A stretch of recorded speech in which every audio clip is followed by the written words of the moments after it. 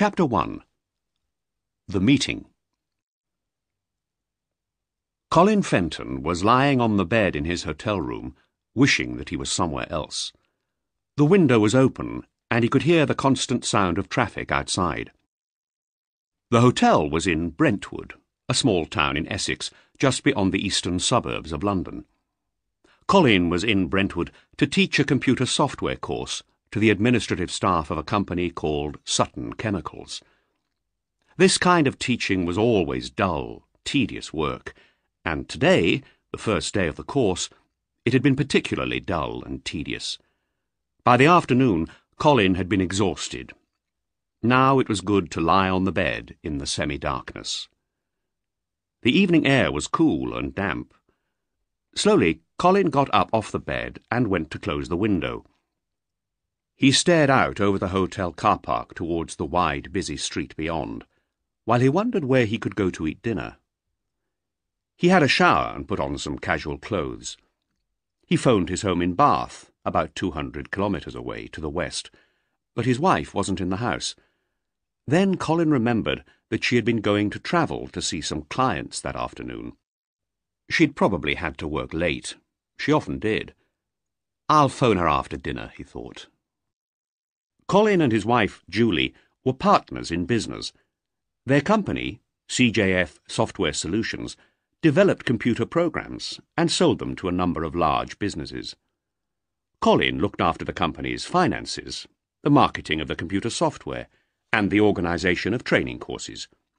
Julie was a software developer. Colin left his hotel room and went to find somewhere to eat. The hotel didn't have a restaurant, but earlier in the day Colin had seen a pub which had a restaurant attached, just down the street. He decided to walk there. The food and wine were excellent. At last, Colin began to relax. So, after the meal, instead of going straight back to the hotel to have an early night, he went into the bar of the pub. It was noisy and crowded, but Colin didn't care about that. In one corner of the bar, there was a large television set. A football match was showing, and most of the customers were watching it.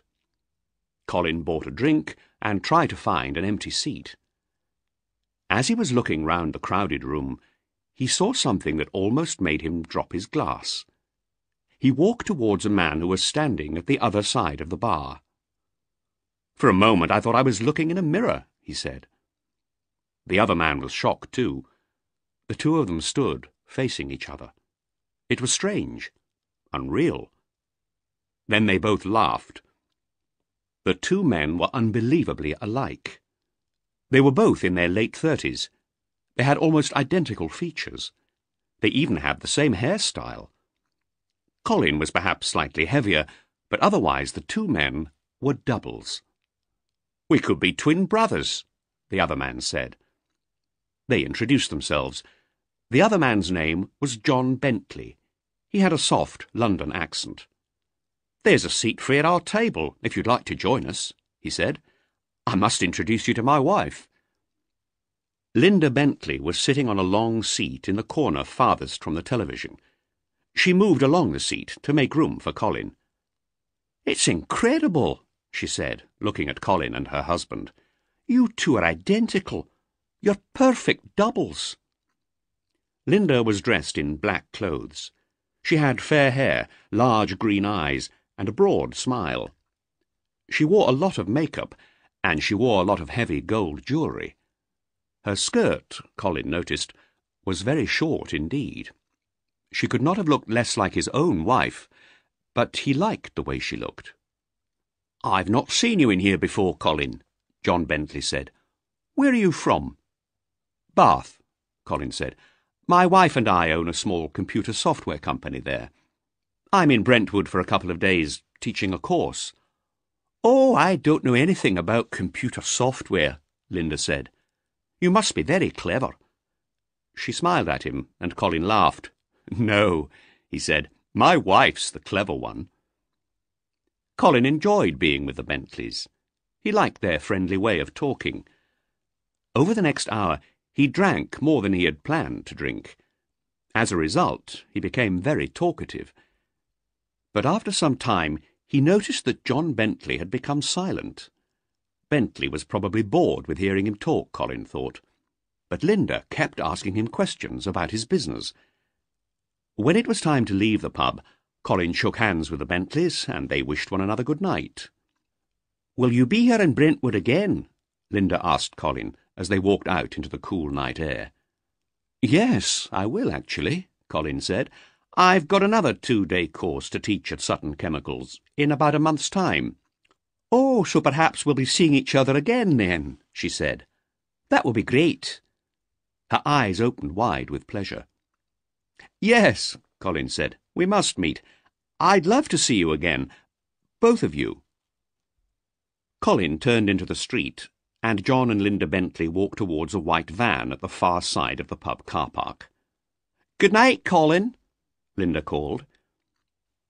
As soon as Colin Fenton was out of sight, the Bentleys started arguing. John, who had drunk rather a lot of beer that evening, began to shout at his wife. "What did you think you were doing?" he yelled. "What's your game? Why were you flirting with that guy?"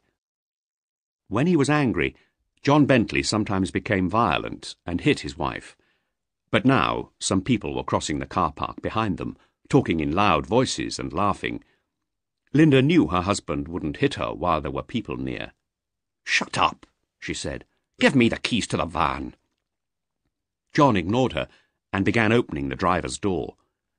She grabbed the keys from him and pushed him out of the way. She got into the driver's seat and waited for him to walk round to the passenger's side. He got slowly into the van. They were silent as she drove away from the pub, but after a minute Linda touched her husband's hand. "Don't be an idiot, John," she said. John Bentley didn't reply. He just stared out of the window. They were driving along a wide road lined with shops. It had started to rain, and the street lamps were reflected on the wet road and pavements. Linda turned into a side street. "That guy will be useful to us. You'll see," she said. "That's why we must make sure that we see him again." John turned to look at her. "What do you mean?" he said. "You and he are identical, John," she said. "That's interesting, don't you think?" Her husband didn't understand her.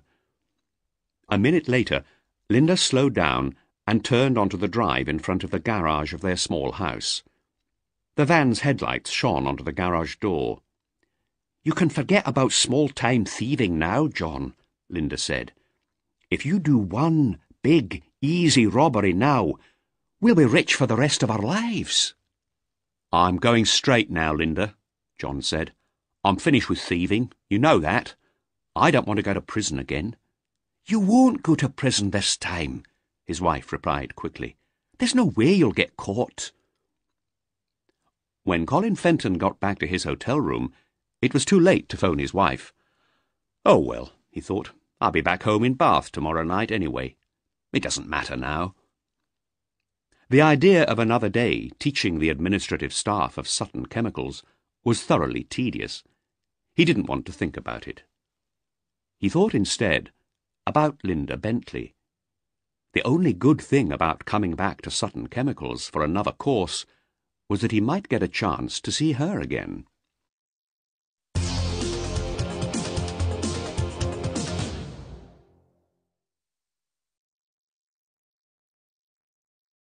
Chapter 2. The Business. It was a cold, wet Monday morning in late October, 2 weeks after Colin had taught the training course at Sutton Chemicals. The trees that lined the streets in Bath were bare. Dead leaves lay on the pavements. Colin shivered as he got into his car.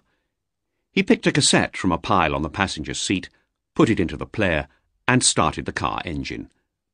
A moment later, an old blues song was coming from the stereo. Colin and Julie always went to work in separate cars. They left home at different times in the mornings and arrived home at different times in the evenings. During the day, they hardly saw each other. They were busy with their own jobs. Both of them regularly travelled to see clients. Julie to sort out their technical problems, Colin to sell the software and teach training courses. But they rarely travelled together. Today was one of the rare days when they were both going to be in Bath all day. But before he went to the office, Colin had an appointment that he wasn't looking forward to. He drove to the eastern side of the city, parked his BMW, and hurried through the rain to a low office block. Outside one of the ground floor offices was a brass sign with the words, D.S.T. Booker, Accountant. Colin opened the door and walked in.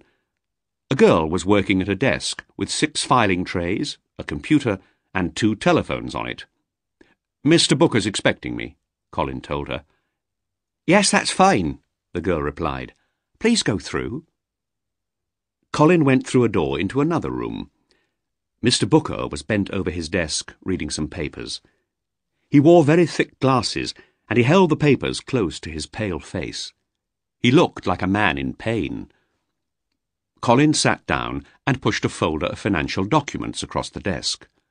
Booker slowly raised his head, opened the folder, and glanced briefly through the documents.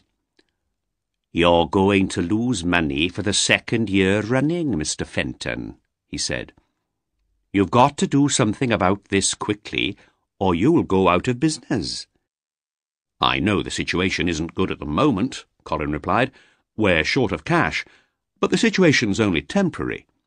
"Well," Booker said, "the facts are clear enough. This year you've earned around £40,000 so far. But last year you spent more than £150,000, and you'll spend more or less the same this year. Your business won't survive unless there are some large orders coming in soon." Colin was silent. He looked down at the floor. Booker leant forward. "And you haven't got any large orders coming in, have you?" he said. He seemed almost pleased. "We're developing some important new software for Jackman's, the big insurance brokers," Colin said. "It's for use at their head office in Manchester. It's a valuable contract." "Have you signed the contract already?" Booker asked. "Well, no, actually," Colin said. "The people at Jackman's are waiting for the results of some tests. We still have to sort out a few technical problems with the software, but in a few months everything will be ready." Booker smiled. "I see," he said. "Well, you'll need to earn about £20,000 between now and the end of the year if you want your company to survive." "I've arranged a loan at the bank," Colin said. Booker began collecting his papers. He stood up slowly. The accountant's body was stiff and his shoulders were bent. He took the papers from his desk and put them into a brown folder. Colin noticed that Booker's hands were trembling slightly as he put the folder into a filing cabinet. "Bank loans are trouble," Booker said, pushing the heavy drawer shut. "And you need real orders now, not possible orders in a few months' time. You need cash now, or you will go out of business." When Colin arrived at his own office, his wife was getting ready to leave. Julie had an appointment with a client on the other side of the city. Her desk was covered with papers, computer books, and floppy disks. She was sorting through them, putting what she needed into her briefcase. Julie saw Colin looking at her. "Is everything okay?" she asked. "You've been to see Booker this morning, haven't you? What did he say?" "Oh, nothing much," Colin said. "He just wanted me to take him some documents he needed." "Fine," Julie said. "Well, I'd better be going. I don't expect I'll be back here today. I'll see you at home tonight." Colin took off his jacket and sat at his desk. He looked through the glass partition between his and Julie's room and the main part of the office. Rob and Jenny, the 2 programmers, were busy at their computers. Near the door of the main office, Maggie was sitting at her desk. Maggie was the secretary, telephonist, and general office helper. She had been with Colin and Julie ever since they had started CJF Software Solutions 5 years before. Colin opened the letters that Maggie had put on his desk earlier in the morning. Among them was a letter from his bank manager. The letter explained the details of the bank loan that Colin had arranged the previous week. At the bottom of the pile of long business envelopes, there was a smaller envelope. Colin's name and the address of the company were handwritten neatly on it. Colin opened the envelope. The paper he pulled out smelt of perfume. "Dear Colin, you'll probably be surprised to get a letter from me. I found your company's address in the Yellow Pages. I just wanted to remind you that we'd love to see you when you next come to Brentwood. I think you said you would be here again in a few weeks' time. Perhaps this time you could have dinner with us at our house. We really enjoyed that evening we spent together. Your funny stories made us laugh so much. Please phone me on 0033 23456 before your next visit, so that we can arrange to meet. Hoping to see you again soon. Best wishes, Linda Bentley." Colin held the letter close to his face. The perfume was the one which Linda Bentley had been wearing that Wednesday night in the pub in Brentwood. Colin didn't know what to think about the letter. What did Linda mean by "your funny stories"? He had talked a lot that evening, but he couldn't remember telling any funny stories. Well, not many, anyway. The letter could be embarrassing for him, Colin thought. He didn't want Julie to see it. He quickly read through the letter again, and he noticed that the number was for a mobile phone. He tore off the part of the letter with the phone number on it and put the piece of paper in his wallet. He tore the rest of the letter into small pieces and put them into the waste paper bin beside his desk.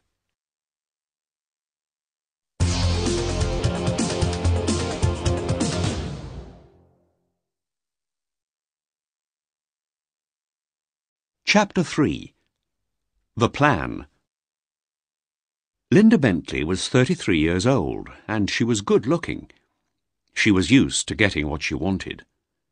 She had made an important decision very early in her life. Since there was no one to look after her, she would make sure that she looked after herself. Linda had been born in Glasgow, the largest city in Scotland. She had no brothers or sisters, and she didn't know who her father was. Until she was 12, Linda had lived with her mother in a damp, dark flat. The flat had a bedroom, which was the living room too, a small kitchen and a bathroom. Linda's mother usually went out in the evenings, leaving her alone. Sometimes her mother brought men home with her, and then she told Linda to sleep on the floor in the kitchen. When she was 12, Linda's mother disappeared, and after that, Linda never saw her again. She didn't know where her mother had gone or what had happened to her, and she didn't care. An aunt and uncle took Linda into their home, and they tried to love her and care for her. But the girl no longer understood what love was. As soon as she was 18 years old, she left Glasgow and went south to London. She found a job in a pub called the Red Lion in Ilford, in East London. That was where she met John Bentley. John was a likeable young man, and a good-looking one. He was an orphan, so he and Linda had something in common. But Linda had learnt to look after herself, and John had not. So Linda tried to look after him. He was working as a lorry driver at that time, and he always seemed to have plenty of money. He spent a lot of it on presents for Linda. She enjoyed getting the presents, and she didn't ask where the money came from. A year after their first meeting, John and Linda got married. When, a few months later, John was sent to prison, Linda found out where his money had been coming from. Now she was alone in London, but there was no point in going back to Glasgow. Her aunt and uncle had moved to Spain, so Linda decided to stay in London and wait for John. But she needed a change, so she started looking for a new job. She soon found one in a large jewellery shop in a fashionable part of London. The shop was called Sandwell's. Linda's job there was much better paid than the work in the pub, and it was much more pleasant too. When John Bentley came out of prison, he was determined to stay away from his old friends. He decided to go straight. He had hated being locked in a cell for most of each day, and he didn't want to go back to prison. Linda persuaded Mr. Rose, the manager at Sandwell's, to give her husband a job. The manager knew about John's time in prison, but he gave the young man a chance to live an honest life. Later that year, John and Linda moved into the small rented house near Brentwood, where they still lived. Early one evening, a few weeks after she'd sent the letter to Colin, Linda Bentley was in her kitchen preparing a meal. As she put some fish into a large pan, her mobile phone began to ring. She quickly wiped her hands and put the phone to her ear. John was in the living room, watching television. He couldn't hear Linda's conversation. "So you'll be in Brentwood next week," Linda said. "That's great, Colin. How long will you be staying?" "2 nights," Colin said. "We could meet on Wednesday or Thursday evening." Linda thought for a moment. "Wednesday will be best for me," she said. "Can we meet in the same pub at around 6:30? Then later you can come here for a meal with us." "Yes, that's fine. I'll see you next Wednesday then," Colin said. Linda switched her phone off and put it in her handbag. She smiled to herself. Wednesday was certainly the best day for what she had in mind. John would be away from home that night. Soon the fish was ready. Linda switched off the cooker and turned round with the pan in her hand. John was standing in the kitchen doorway. "I just heard your phone ring," he said. "Who are you talking to?" "No one," Linda replied. "Somebody called a wrong number." She lifted the pieces of fish onto 2 plates and added some vegetables. "Sit down and eat this while it's hot," she said. On the evening of the following Tuesday, Colin Fenton left his home in Bath and travelled to Brentwood. He booked into the same hotel, ready to start work early in the morning. The next evening, after a day spent with the administrative staff at Sutton Chemicals, he was beginning to regret his agreement to meet the Bentleys. He was tired, and he decided to phone them to say he couldn't meet them after all. But when he looked at his watch, he saw that it was too late. It was almost 6 o'clock already, and he had agreed to meet his friends at the pub at 6:30. He would have to go to the pub, eat his meal at their home as quickly as he could, and leave early. This time the pub wasn't crowded. There was no football on the television, and the bar was nearly empty. A few people were sitting at tables, drinking and talking. Linda Bentley was waiting for him, sitting on her own at a table in a corner. She had a glass of orange juice in front of her. Colin walked across the room towards her. She stood up and shook his hand. "Hello," she said. "I'm glad you could come." She was wearing a black dress made of shiny material. It was tight-fitting and very short. "It's good to see you, Linda," Colin said. "Can I get you another drink?" "No, it's okay, thanks. I haven't finished this yet," she replied, touching her glass. "What about John?" Colin said, looking round the room. "Where is he?" "I'm afraid it's just you and me tonight," Linda said. "John can't come. He's driven his van to Liverpool with some mates." "Liverpool?" Colin said, surprised. "Yes, they've gone to a football match," Linda replied. "John's football mad. He supports West Ham United. He goes to watch all their matches. West Ham are playing Liverpool Football Club tonight." "You should have sent me a message," Colin said. "We could have met another time." Linda smiled at him. "I wanted to see you tonight, John. Go and get yourself a drink," she said. After a few drinks, they left the pub and Linda drove them back to her house in her red Ford Escort. Everything was ready for dinner. There was a small vase of flowers in the middle of the table and a glass bowl full of water on which candles floated. While Linda finished preparing the food, Colin looked at the framed photographs on the sideboard in the living room. They were mostly pictures of John and Linda on holiday in various places. But one photograph showed an elderly couple, sitting in a sunny Mediterranean garden. Colin picked it up and looked at it. Linda came into the room, carrying a tray of pasta and salad. Colin pointed to the photo. "Your parents?" he asked. No, my aunt and uncle, Linda replied. But they were like parents to me. They looked after me when I was a teenager in Glasgow. My uncle is dead now, but my aunt still lives in Spain. It's too cold and wet for her in Scotland. Do you see your aunt often? Asked Colin. No, I haven't seen her for years. John doesn't like the heat in Spain, Linda replied, laughing. But we might go to see her soon. They spent the next couple of hours eating, laughing, and getting to know each other.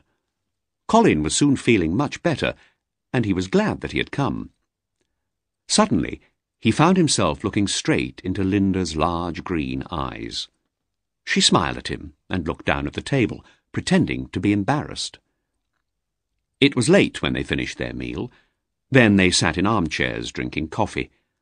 After the second cup, Linda leant back in her chair and said calmly, "Colin, do you want to earn £10,000 for one evening's easy work?" This simple question took Colin completely by surprise. He'd been expecting a proposal, but a very different one. He laughed. "I don't buy lottery tickets," he said. "I'm serious, Colin," Linda said, "and I'm not talking about buying lottery tickets." She got up and came to sit on the floor next to his chair. She smiled at him and touched his hand. "I'm talking about £10,000 in cash. It's yours if you want it." Colin sat up straight and removed Linda's hand from his own hand. "What's going on?" he said nervously. "What do you want from me?" "Nothing, Colin," she said quickly. "I was joking." She stood up. "Let's have some more coffee." "You weren't joking," Colin said. "You'd better tell me what this is about." "You're right. I wasn't joking," she replied. "But I'm not sure that I should tell you. Perhaps I've made a mistake." Colin finished his coffee and stood up.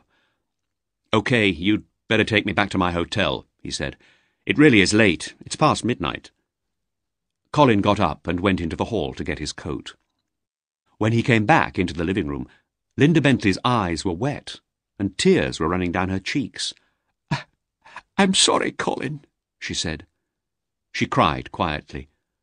Colin put his arms around her and held her for a moment. Then he kissed the tears on her cheeks and stroked her hair. "It's all right, Linda," he said. Linda stopped crying and pulled herself away from him. "You must think I'm very stupid," she said. "I'll get my coat and take you back to your hotel. I'm so sorry I spoilt a lovely evening." She went into the hall and took her coat from a cupboard. Colin followed her. When she turned round, Colin was right behind her. He took the coat from her and dropped it on the floor. She looked at him, her eyes wide open. Colin held her arms, pulled her very close to him, and kissed her on the mouth. "You can take me back to the hotel early tomorrow morning," he said. "The evening's not spoilt at all." Early next morning, Colin and Linda had some coffee and toast together. Then Linda drove Colin back to his hotel. It was only 7:15, and the roads were clear. It was a cold, sunny morning. They talked about what each of them was going to do during the day, but they both knew they were avoiding talking about the previous night.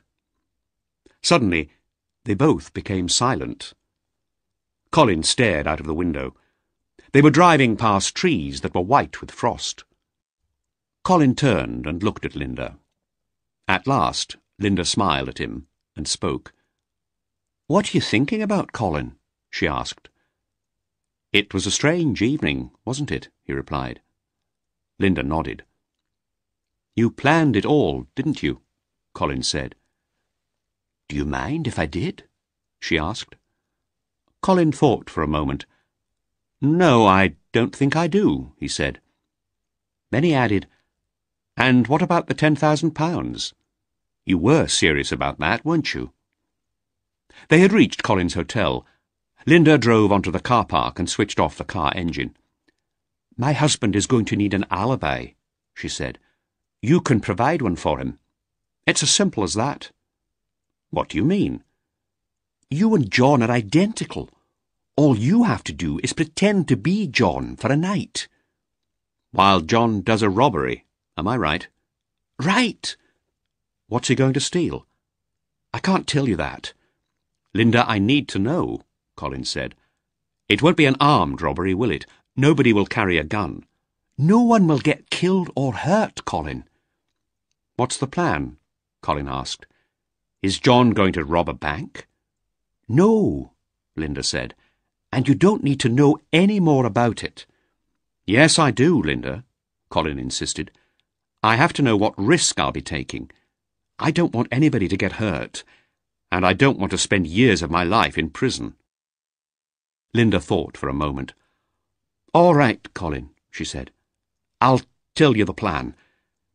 John and I work in a jewellery shop. We know all about the security systems there.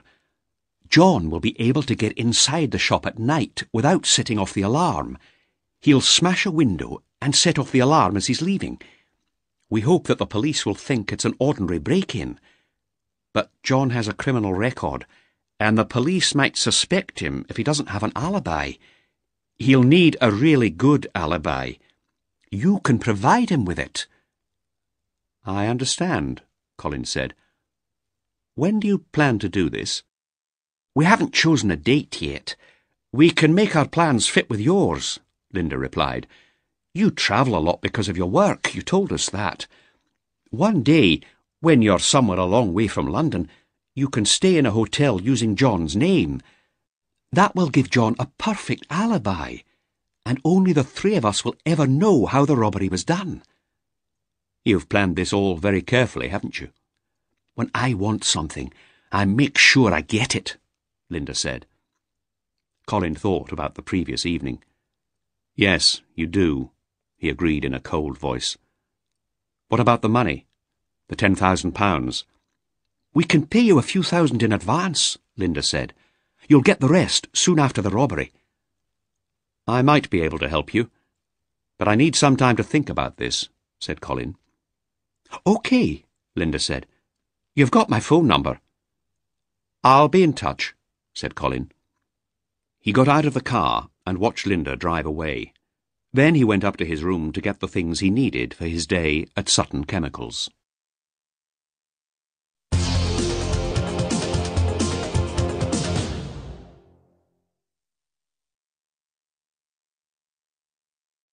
Chapter 4.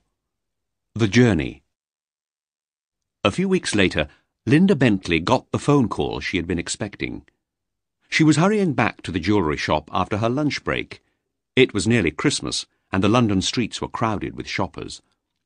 Linda's mobile phone rang inside her bag. She opened her bag and lifted the phone to her ear. She heard Colin say, "All right, I'll do it." "Good. I knew you would," she replied. "We'll need a few weeks to get everything ready." "That's fine," Colin said. "I'll be in Manchester in about 4 weeks' time. That'll be the second week in January.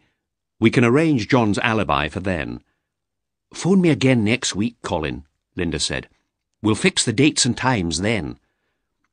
Linda put her phone back inside her handbag and smiled.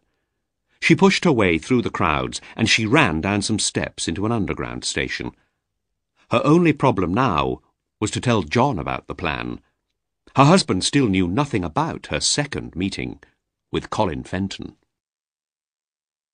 That evening, the Bentleys were sitting in their kitchen eating dinner. John had a newspaper on the table and he was reading the sports pages while he ate. Linda put her hand on his arm. "John, do you remember our friend Colin?" she said. "Who?" John said, not looking up. "You know, the guy who looks just like you," Linda said. "What about him?"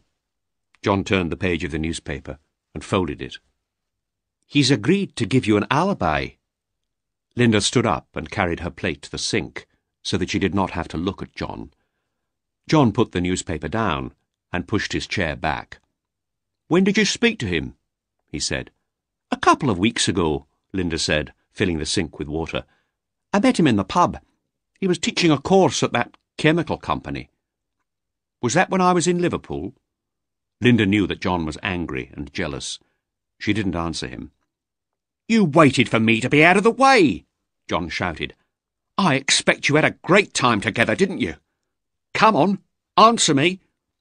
Linda heard a plate smash against the tiled floor. What was it? Dinner in the pub? Or did you come back here for dinner? And what else did you come back here for? John was furious. He stood up suddenly, and his chair fell back and hit the floor. Linda cried out in pain as John grabbed her arms and began shaking her. I don't need an alibi, John shouted. No alibi. Forget it. I told you before, I'm not going to rob the shop. I'm going straight now. Linda was screaming with pain. She pushed her husband with all her strength. John crashed into the kitchen table and then fell hard against the wall, hitting his head against it with a loud crack. Linda turned, breathing fast. She stared at the blood stain on the white wall. Below it, John was lying on the floor, holding his head. Don't you ever do that to me again, Linda shouted. She left him there and went upstairs to wash. Her arms ached, and she could hardly move them. Where John had grabbed her, there were 2 large, dark bruises on her skin. Linda went to the bedroom, got into bed, and closed her eyes. After some time, she heard John moving about downstairs, cleaning up in the kitchen. Later, she heard him come up the stairs, go to the bathroom, and have a shower. When he got into the bed, he didn't speak to her, but he didn't go to sleep. After half an hour, Linda said quietly, We mustn't waste any time, John. Tomorrow, you'd better go and see Frankie Simpson at the Red Lion. Talk to him about the jewellery. He'll fence it for us. Don't tell him where you're getting it. Just tell him you want him to sell more than £1 million worth of jewellery. OK? John didn't answer. OK, Linda repeated. OK, John said at last. Towards the end of December, Colin made the final arrangements with Linda. The date for the robbery was arranged for the 10th of January. Now that all the plans were made, Colin suddenly understood the risk he was taking. But he tried not to worry, telling himself that it was only an exciting game. After all, the money he was going to be paid would save his company. Colin and Julie spent the Christmas holidays visiting Julie's brother and his family in Devon. No one noticed that Colin was a little quieter than usual. One morning in early January, Colin and Julie were in the office together, talking about the big project at Jackman's, the insurance brokers. Julie was still testing the software, but that morning the Fentons were discussing a report that Julie had just given Colin. The report was full of charts, showing the results of the latest tests. "These figures look good, Julie," Colin said. "When I show the people at Jackman's these charts, I'm sure they'll be very impressed. I'm going to see Jim Slater in Manchester next week. It should be easy to convince him to purchase the software now." "I'd better come with you," Julie said. "There'll be technical details to discuss." "I can do that," Colin said. "Leave it with me." "No, Colin," Julie said. "I should be in Manchester with you. You know how fussy Slater is about details. We've got to do this properly. Jackman's could become our biggest client." Colin stood up and looked out of the window. He was thinking quickly. He couldn't allow Julie to come to Manchester with him, not this time.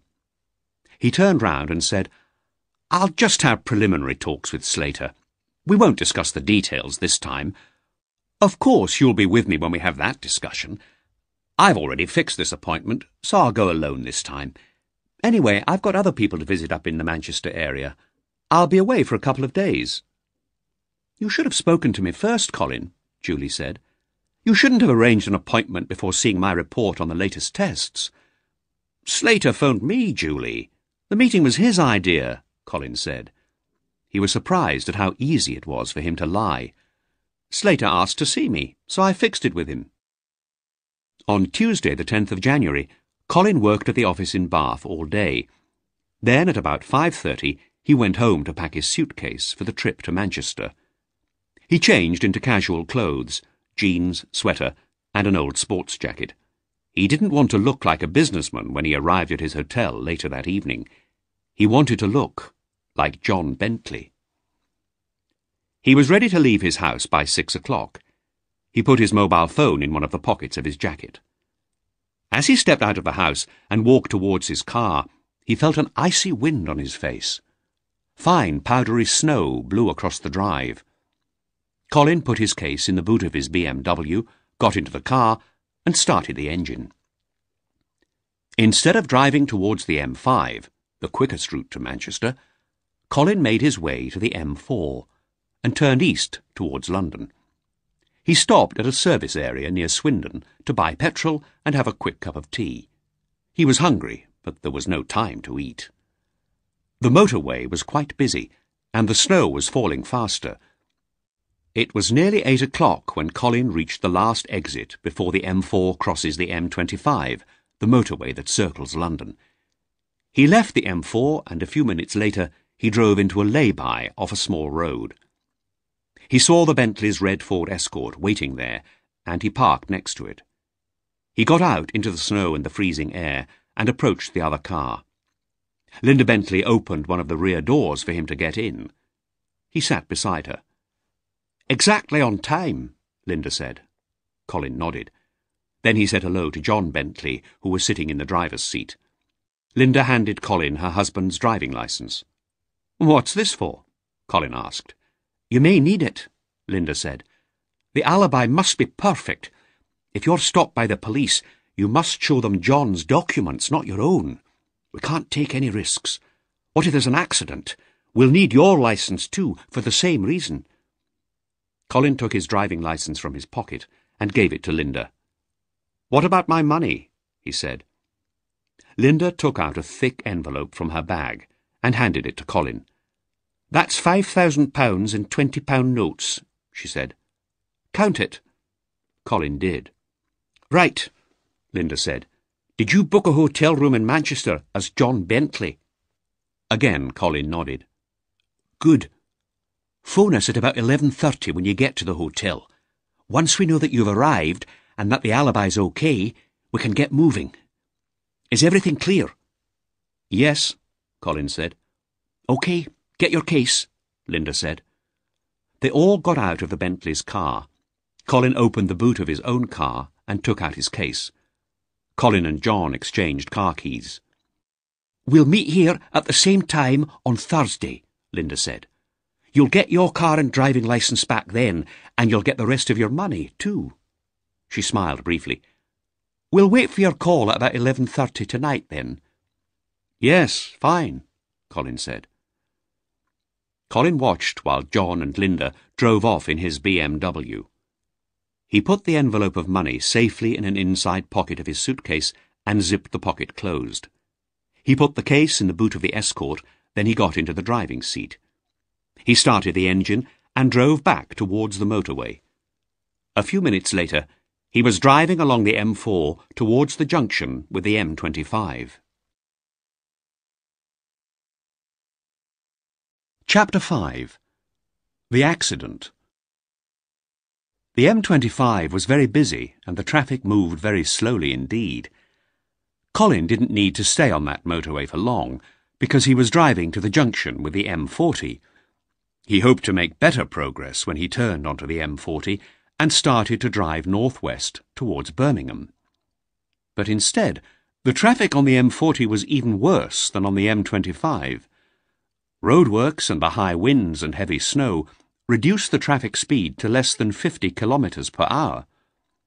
Time was passing, and Colin began to wonder whether he could reach Manchester that night. He decided that the only thing to do was to leave the motorway at the next exit and drive on smaller roads north towards Birmingham. Beyond Birmingham, he could join the M6, which he hoped would be less busy, and drive to Manchester on that. As soon as he left the M40, Colin was sure he had made the right decision. After a few minutes, he was racing along quiet country roads. Then the accident happened. It was just after 9 o'clock. The road in front of him was clear, and Colin put his foot down on the accelerator. There were no streetlights, and the night was very dark. High hedges and tall trees lined the road. Beyond the hedges, the fields seemed black. The narrow road curved sharply ahead. Colin turned his steering wheel, but suddenly the car was out of control. It spun round, rolled over, then crashed into a huge tree by the side of the road. Another car had been following the red Escort for several miles, a blue Volvo. The car's driver witnessed the accident. Mark Ashwood slowed down as he watched the car spin and roll over. When it hit the tree, there was a dreadful noise of tearing metal and breaking glass. Mark stopped his car behind the wrecked Escort. Leaving his engine running and turning his headlights full on, he jumped out of his car and hurried towards the wreck. The road, he noticed, was covered in ice. The accident looked serious. The car lay on its roof. The Escort was a mass of torn metal. Broken glass lay on the icy road and on the snow-covered grass by the side of the road. The front of the car was against the trunk of the tree. There seemed no hope for the driver. Mark looked inside the wrecked car. A man was trapped in the driver's seat, the steering wheel pressing into his chest. He was still alive. Mark could hear him groaning quietly. Mark pulled at the twisted metal that had been the driver's door, but it would not move. Cutting equipment would be needed to free the injured man. Mark tried to think what to do.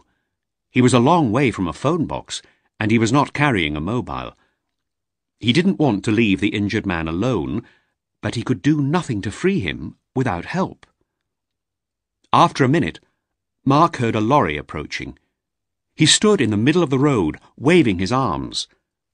The lorry stopped, and the driver looked out of the cab. He saw the wreckage and shook his head.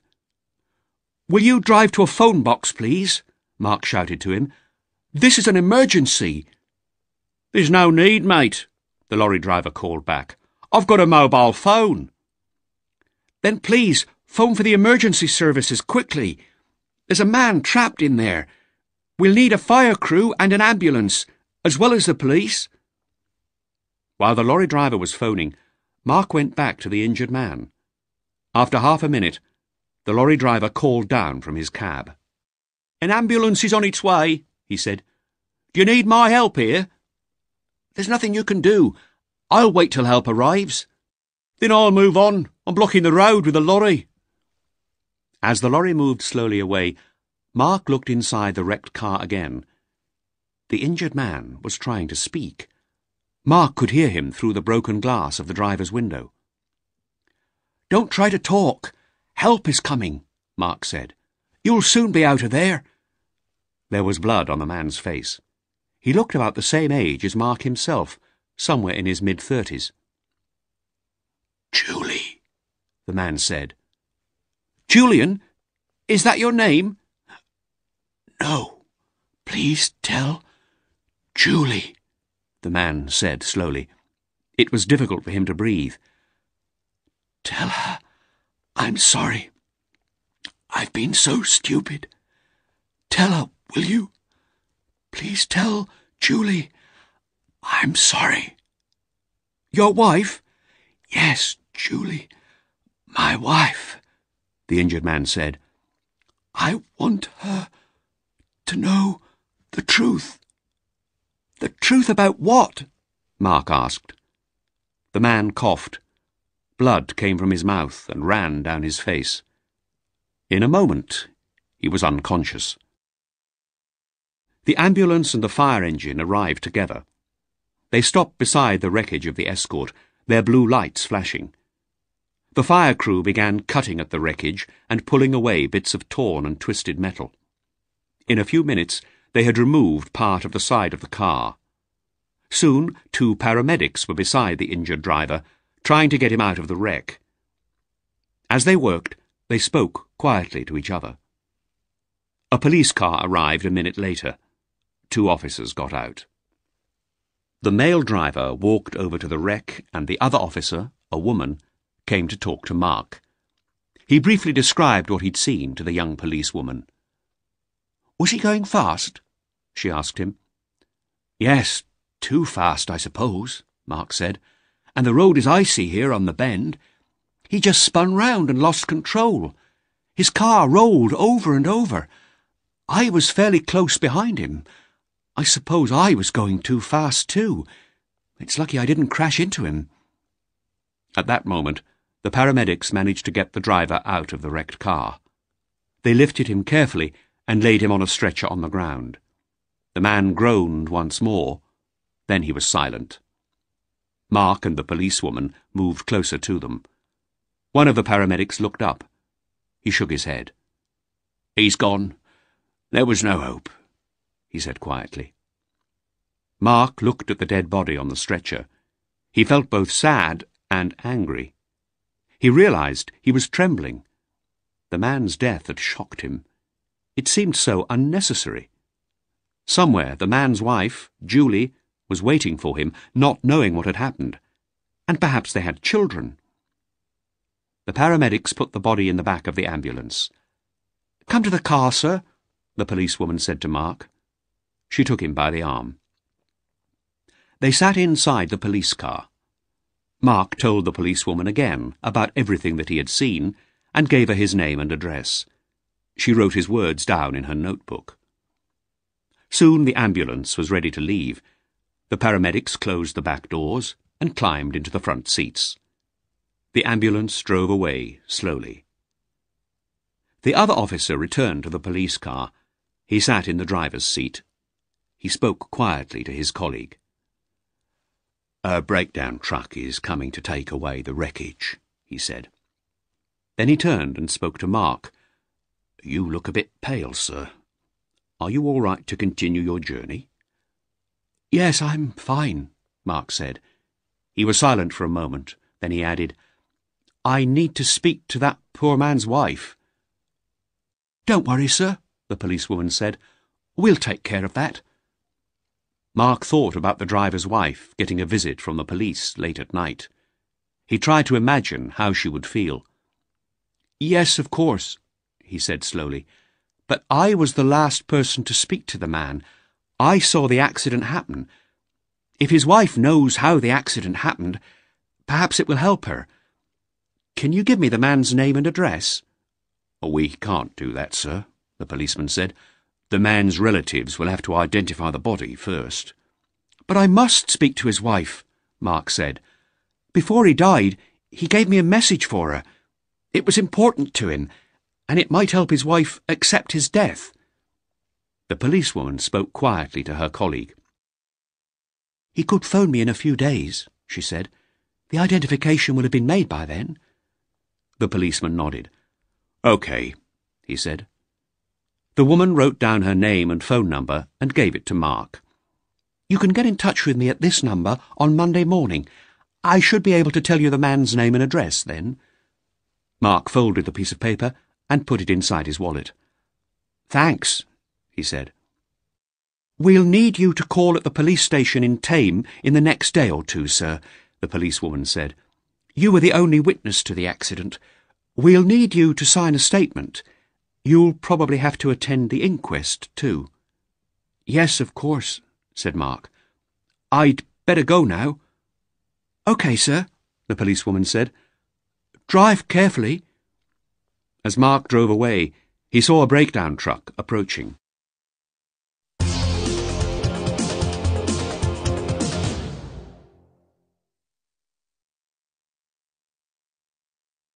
Chapter 6. The News. While her husband was dying on an icy road in Oxfordshire, Julie Fenton was in her comfortable home in the city of Bath. She was sitting in the living room with a magazine in her hands. Music was playing quietly on the stereo. Listening to music was Julie's way of relaxing. She had tried to interest Colin in classical music, but Colin always preferred blues and jazz. Julie wasn't reading the magazine she was holding, and this evening the music didn't help her relax. She was worrying about a technical problem she'd been having with the new software for Jackman's, and she was angry with her husband. Colin had said that he would phone her from his hotel in Manchester. It was typical of him that he'd forgotten. No doubt when he came home again in a few days' time, he'd have a good excuse for not phoning. He usually had good excuses. At 11:30, Julie yawned and put her magazine down. She looked at the phone, hoping it would ring, but it didn't. She switched off the stereo and went to bed. In Brentwood, Linda and John Bentley were getting nervous. They sat quietly, listening to the sound of the kitchen clock ticking. John had everything ready for the robbery. He was wearing black clothes, and in his jacket pocket was a gun. On the chair next to him, there was a sports bag with some equipment inside. Suddenly, he stood up and started to walk nervously round the room. "What's happened? Why hasn't Fenton phoned?" he said. "Don't worry, he's been delayed, that's all," Linda said. John sat down again. He looked at the clock. It was now almost midnight. The agreed time for Colin's call had been 11:30. Soon it would be time for them to leave for Sandwell's. They heard a car stop outside the house. John lifted a curtain and looked through the window into the dark street. Immediately he let the curtain fall again and stood back from the window. "It's the police," he said. "What's that guy done, Linda? What's his game? Has he told the police about our plan?" "Go upstairs," Linda said. "Keep out of the way. We've done nothing wrong. There's nothing to worry about." John grabbed his sports bag and ran upstairs. He hid in the bedroom at the back of the house. A moment later, the doorbell rang. Linda went to the front door and opened it. 2 police officers were standing in the doorway. One of the officers was a woman. "Mrs. Bentley?" the policewoman said. "Yes. We're very sorry to disturb you at this time of night, but—" The policewoman was silent for a moment. "I'm sorry," she went on. "May we come in?" "Yes, of course." They went into the living room and sat down. "It's about your husband, Mrs. Bentley," the policewoman said. "I'm afraid he's had an accident." Linda opened her mouth, but no words came out. The policewoman touched her hand. "I'm very sorry, Mrs. Bentley," the policewoman said, "but your husband died earlier this evening. His car crashed on an icy road near Thame in Oxfordshire." Linda looked down at the floor. This was terrible news. She'd never imagined that this could happen. She heard the policewoman say, "I'm afraid you'll have to identify your husband's body." "Yes, of course," Linda said, looking up at last. "A police car will collect you tomorrow morning at 10 o'clock. When the police had gone, John came downstairs. Linda was in the kitchen making tea. She poured the boiling water into the pot. John stood in the doorway. "Well?" he said. "What did they want?" "It's Colin," she said. "He's had a car accident. He's dead." "What did you tell the police?" John asked. "Nothing," Linda said. "What could I tell them?" "What happens now?" John asked. "Be quiet. I must think," Linda replied. A few minutes later, Linda was calm again. She poured the tea into 2 mugs and put them on the table. She sat down next to her husband. "Everything's changed now, John," she said. "But it's good. Everyone will think you're dead, not Colin Fenton. We've got to make sure that they go on thinking that." "We can't do that," John said. "The police will find out. And what about Fenton's wife? She'll soon start looking for him." "But she won't find him, will she?" Linda said. "There'll be a funeral in this area for someone called John Bentley.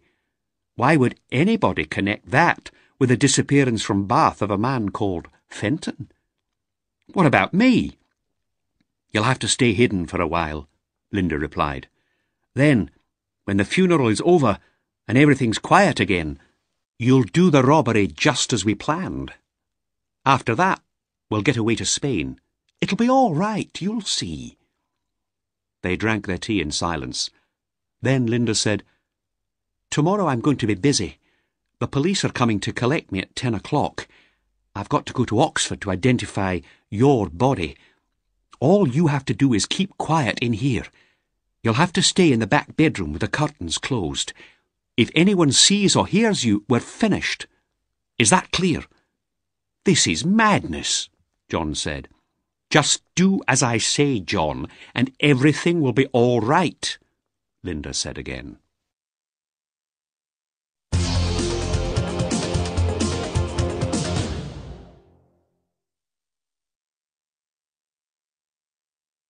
Chapter 7. The Wife. When Mark Ashwood got home to his small house in Stratford-upon-Avon, he was exhausted. It was nearly 1 o'clock in the morning. Mark had had a long, tiring day. Mark was an accountant and business consultant. He helped other business people with their tax problems and gave small companies advice on how to improve their profits and save money. That day, he had been to London to see a new client who owned a small clothing factory and who wanted advice on exporting his products. Mark didn't know a lot about exporting, but he couldn't refuse an important new client. He would have to learn more about the export regulations before his next meeting with the man. Mark quickly ate some bread and cheese, then he went upstairs. One of the 2 bedrooms in his house was furnished as an office. He switched on the desk lamp and sat down. His desk was tidy, as always. Pens and pencils were standing in a plastic holder. Mark pulled his copies of the Department of Trade and Industry's export regulations from a bookshelf. Although it was late, he began to look through the thick books. He tried to concentrate, but he couldn't stop thinking about the man who had died earlier in the evening. "Tell Julie I'm sorry," the man had said. Mark didn't like the idea much, but he knew that he would have to visit Julie. He knew that he would have to carry out the dying man's last wish. The following afternoon, Julie Fenton was working in her office in Bath when she had a phone call from Manchester. Jim Slater at Jackman's was wondering where Colin was. He had not appeared for their meeting that morning. Did Julie know if anything was wrong? Julie was embarrassed. "I'm sorry," she told Slater. "My husband left for Manchester yesterday. I can't think why he hasn't arrived. He may have been delayed at another client's office, but I'm sure he would have phoned you." "Well, as soon as you hear from him, please ask him to contact me," Slater said. "Of course," Julie replied. She put the phone down. She was furious. What did Colin think he was doing? Jackman's were such important clients. Julie dialed the number of Colin's mobile phone, but she couldn't make contact. Colin had probably switched the phone off, she thought. There was no news of Colin for the rest of the afternoon. Julie worked in the office until 6:30, testing a new computer program that she was writing. She tried calling Colin's mobile phone several times more, but she could never make contact. "Where the hell is he?" Julie said to herself. As Julie turned off her computer, Maggie, the company's secretary, was putting her coat on and getting ready to leave the office. "I hope Colin's all right," she said. "It's strange that he hasn't called." "Perhaps I should phone his hotel," Julie replied. "It's past 6:30 now. He may have returned to his room. What's the hotel number, Maggie?" Maggie looked a little embarrassed.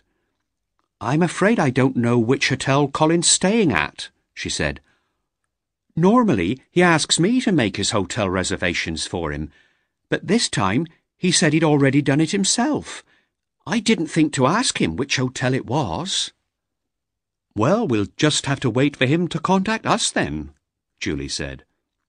She was tired now as well as angry. It was typical of Colin to be so thoughtless. She switched off her desk lamp and put on her coat. "I've done enough for one day," she said to Maggie. "I'm going home too." As the evening passed, Julie's anger changed to worry and then to fear. Colin still hadn't got in touch. Julie began to think that something terrible might have happened. She went to bed, but she slept badly, expecting the telephone to ring at any time. But the phone didn't ring. In the morning, she got up feeling tired and miserable. She had to do something. She picked up the telephone and dialed the local police station. "Good morning," she said. "I want to report a missing person." Half an hour later, a police car drove up to the house. Julie opened the front door and took the two officers, a woman and a young man, into the living room. "When exactly did your husband go missing, Mrs. Fenton?" the policeman asked as they all sat down. "He went away on a business trip 2 days ago," Julie began, "but he failed to appear at the meeting he'd arranged, and I haven't heard from him at all since he left. I'm very worried about him." "Of course," said the policeman. "Does your husband often travel on business?" "Yes, he goes away about once a month." "Has he ever failed to come home before?" Julie hesitated. "No," she said finally. "You don't seem certain." "Well, there have been a couple of times when he has stayed away from home," Julie said.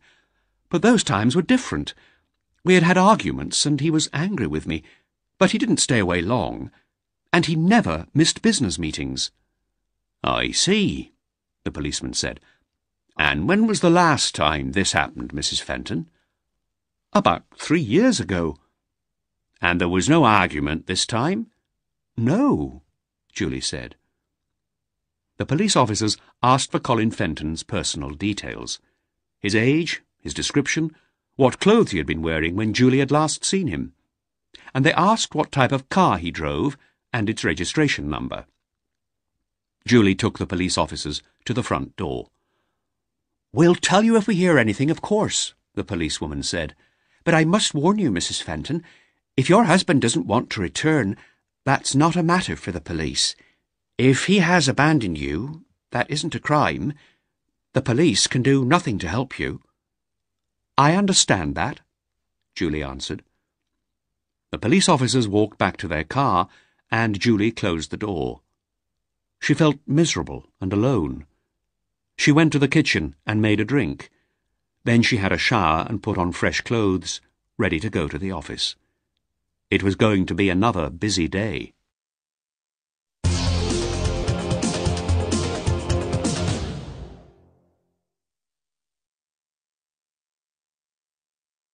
Chapter 8. The Funeral. It was late afternoon. John Bentley lay on the bed in the semi-darkness. Alone in the back bedroom of the house in Brentwood, and unable to leave it, he had plenty of time to think about what had happened. He and Linda were in big trouble, it seemed to him. He had no identity now, and he was a prisoner in his own home. He tried to imagine his future, but he couldn't find anything to believe in. He had slept most of the earlier part of the day, but his sleep had been troubled by bad dreams, and he had been woken from time to time by the ringing of the telephone. But now he was wide awake, waiting for Linda to return. She had gone to identify the body of her husband, and then to make arrangements for his funeral. At last, John could lie still no longer. He went carefully downstairs to the kitchen and made himself a drink. He was still there at 5:30 when Linda came home. She was carrying Colin Fenton's suitcase. She was furious when she saw John in the kitchen. "What are you doing down here?" she whispered angrily. "Get upstairs at once." "I've not made any noise, Linda," John said quietly, "and I've not turned the light on." He pointed at the kitchen curtains, which were closed. "No one can see in." She let him stay. "OK, sit on the floor," Linda said. "We can't take any risks." John did as he was told. He didn't want to go back upstairs yet. Linda checked the curtains carefully and switched on the electric light. Then she opened Colin Fenton's suitcase. Inside the case, in a large plastic bag, were the clothes which Colin had been wearing when he died. He would be dressed in his business suit for his funeral. There were also some clean shirts and underclothes, and a briefcase in the suitcase. In a smaller plastic bag there were a few personal items: Colin's watch, his wedding ring, and his mobile phone. The phone was broken. It had been in Colin's jacket pocket, and it had been crushed by the steering wheel in the accident. The watch was broken too. Linda threw the phone and the watch in the waste bin. She examined the ring carefully. "It isn't worth much," she said, "but it is gold. I'll sell it later." She put it inside her handbag. Then she opened the dead man's briefcase.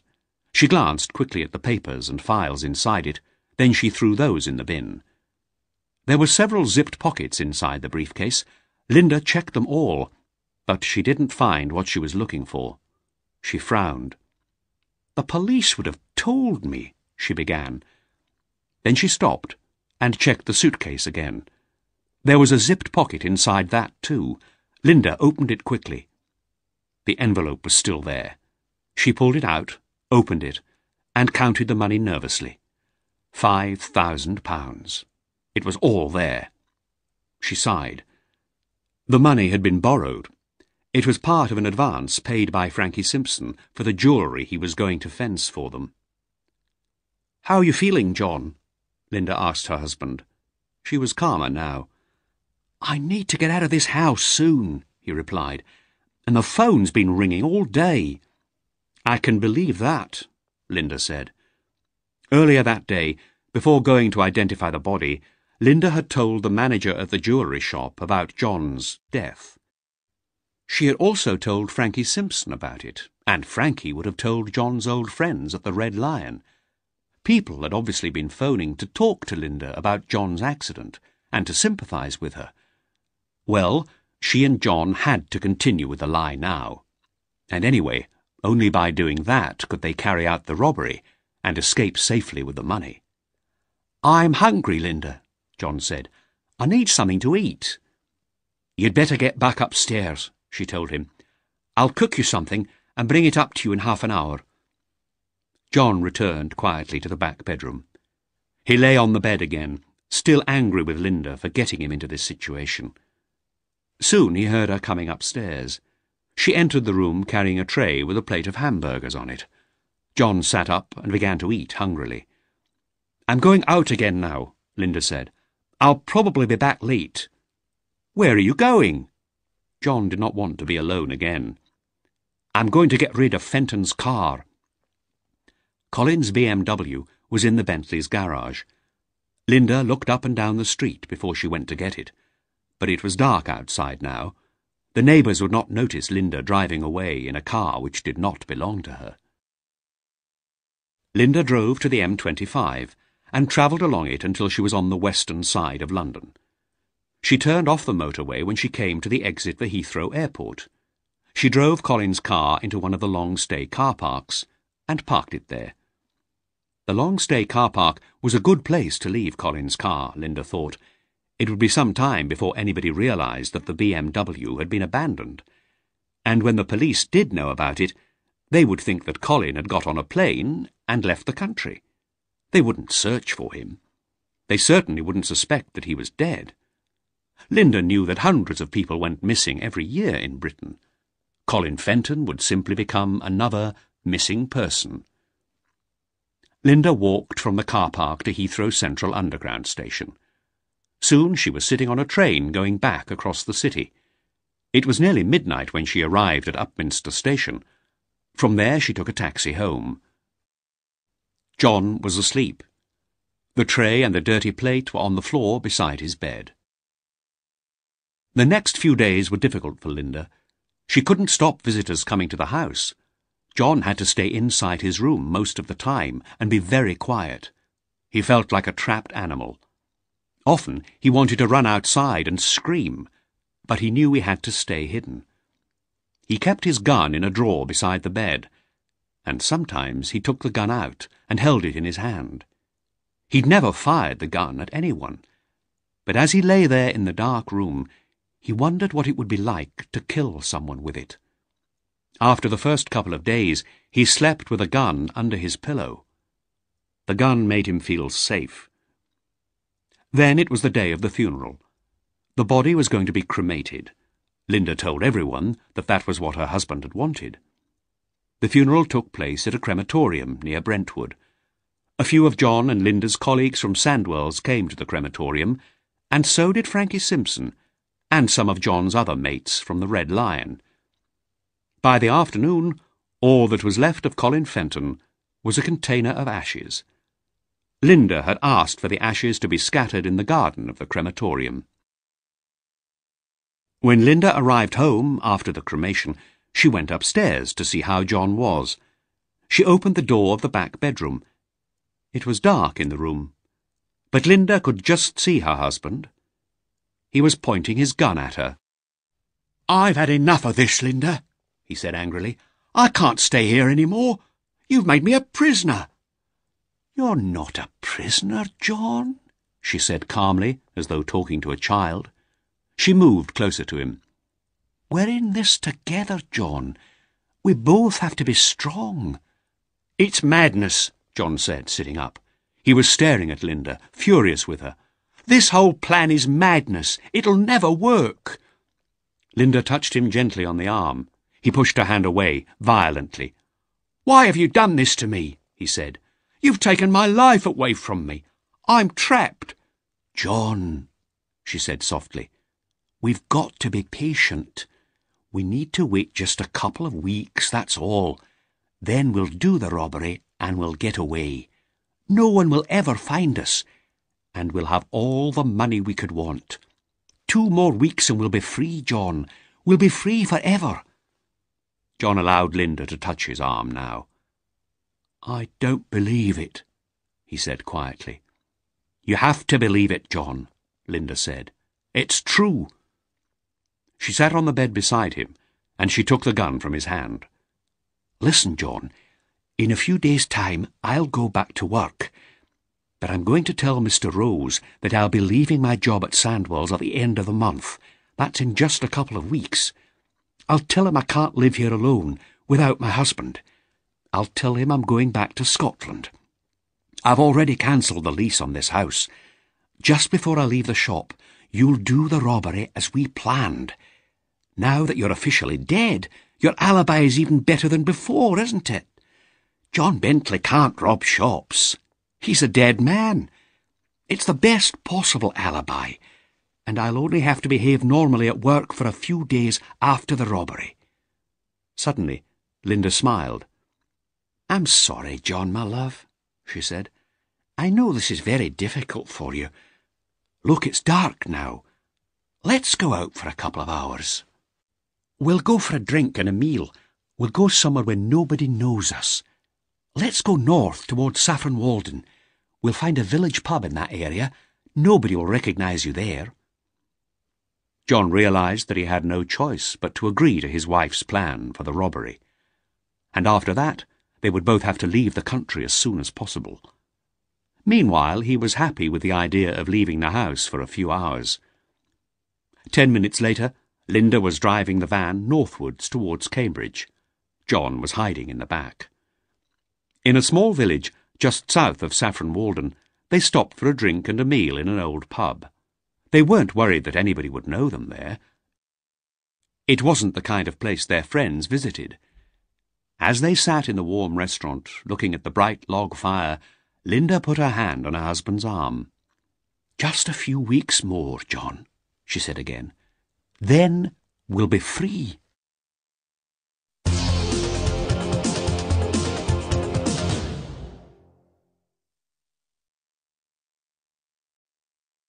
Chapter 9. The Advertisement. On the day her husband was cremated near Brentwood as John Bentley, Julie went to work early. She was in her office at CJF Software Solutions before anyone else arrived. At 9 o'clock, she moved from her own desk to Colin's. There was work to do, Colin's as well as her own, and she had a pile of letters and papers in front of her. She was trying to read them calmly, and she was trying not to cry. But she couldn't stop the tears running down her cheeks. There had been no news of Colin, and she was desperately worried. Julie wasn't used to working on the company's finances, but the accounts had to be brought up to date, so she was trying to learn about them quickly. She read through the letters, and she quickly filed the invoices, getting them ready to take to Mr. Booker, the company's accountant. Among the papers on the desk was a fax from Jackman's, the insurance brokers. It didn't contain good news. Jackmans didn't want to continue with the tests for the new software product. They decided that they were going to continue to use the software they already had. Julie was angry about this news. She'd wasted 2 months' development work on that project. She pushed her fingers through her thick red hair. Then she stood up and began walking round the room. She was tense. She needed time to relax and to think about the future of the business. When Rob and Jenny, Julie's 2 assistant programmers, arrived at 9:30, she gave them a list of jobs to do during the day. Then she put the files of invoices into her briefcase and went to see Mr. Booker. Booker's office was dark and uncomfortably warm. Booker was sitting at his desk, his head down, his shoulders bent. When Julie entered the room, he spoke without looking up. "I'm not surprised he's run away." "How did you know?" Julie said, sitting down in front of the desk. She had only met Booker once or twice before, but she didn't like him very much. Booker coughed into his handkerchief. "News like that travels fast," he said slowly.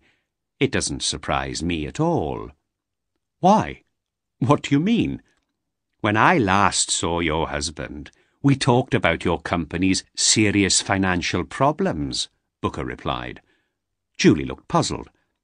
"He must have told you about our conversation," Booker said. "No," Julie said. "He told me nothing." Booker raised his eyebrows. "Well, the simple truth is, you're spending more money than you're earning. Your company is seriously in debt." Julie looked straight at Booker, unable to believe what she was hearing. How could Colin have kept this news from her? "How much do we owe?" she asked. "About £10,000 at this moment," Booker replied. "Your husband said he'd arranged a bank loan. He was waiting for a valuable contract to be confirmed, and he needed the loan till you'd been paid for the new software." Booker paused a moment. Then he said, "That contract has been confirmed, hasn't it?" Julie was shocked, but she was beginning to understand. "No," she said. "It hasn't been confirmed. In fact, we've lost the contract." "I see," Booker said. He smiled nastily. He seemed pleased. "That explains everything, then." "What do you mean?" "Your husband can't accept failure, so he's run away." Julie didn't like what Booker was saying, or the unpleasant way he was saying it. She wondered why she and Colin had ever given him their accounts to work on. But she had no time to look for a new accountant now. She had enough problems already. She tried to be polite. "My husband wouldn't run away. He's not that kind of person, Mr. Booker," she said. "And anyway, he couldn't have known about the contract when he disappeared. I only had the news this morning." Julie put the folder of invoices on Booker's desk and got up to leave. "You've got a big debt to pay back," Booker said, lifting his head slightly. "I'd do something about that very soon, if I were you." That evening, Julie sat down at her kitchen table to do some more work on the company's finances. When she was too tired to continue, she made herself a hot drink, then went into the living room. Some CD boxes lay in an untidy pile on the floor in front of the stereo. She picked one at random and put it into the machine. A blues song started to play. Suddenly, tears were running down Julie's face again. "Oh, Colin, where are you?" she said aloud.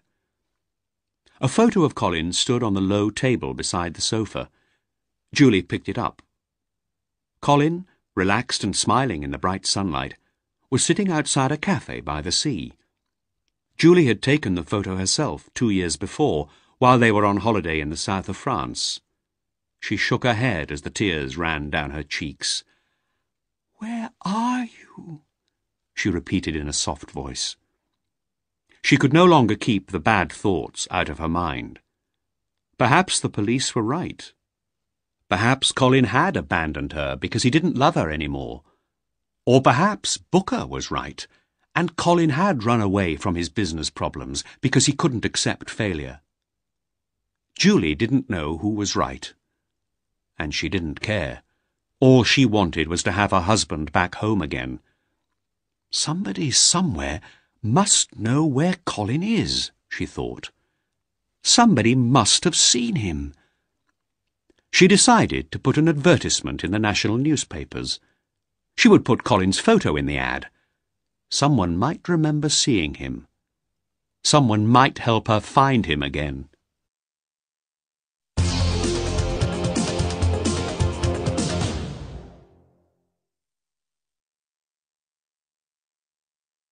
Chapter 10. The Search. Mark Ashwood switched off his computer. He put some papers into a folder, and he put the folder on a shelf. The research on export regulations, which he'd done for his new client, had been interesting. Now he'd finished preparing a report on what he'd learnt. He went downstairs and got himself a cold drink from his fridge. It was a Friday evening, and Mark had finished work for the week. On the Monday morning after the car accident, he had telephoned the policewoman at Thame, and he'd learnt the identity and the address of the man who had died. But for the next couple of weeks, Mark had been too busy to think about a visit to the man's wife, or about what he might say to her. Mark finished his drink and sighed happily.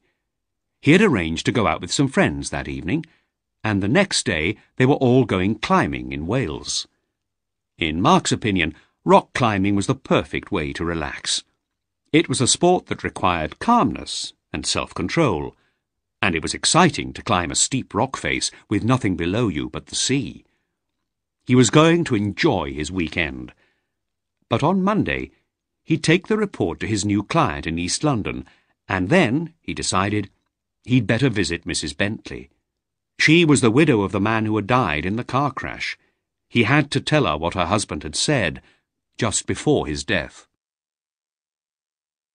Mark set off from Stratford-upon-Avon early on the Monday morning.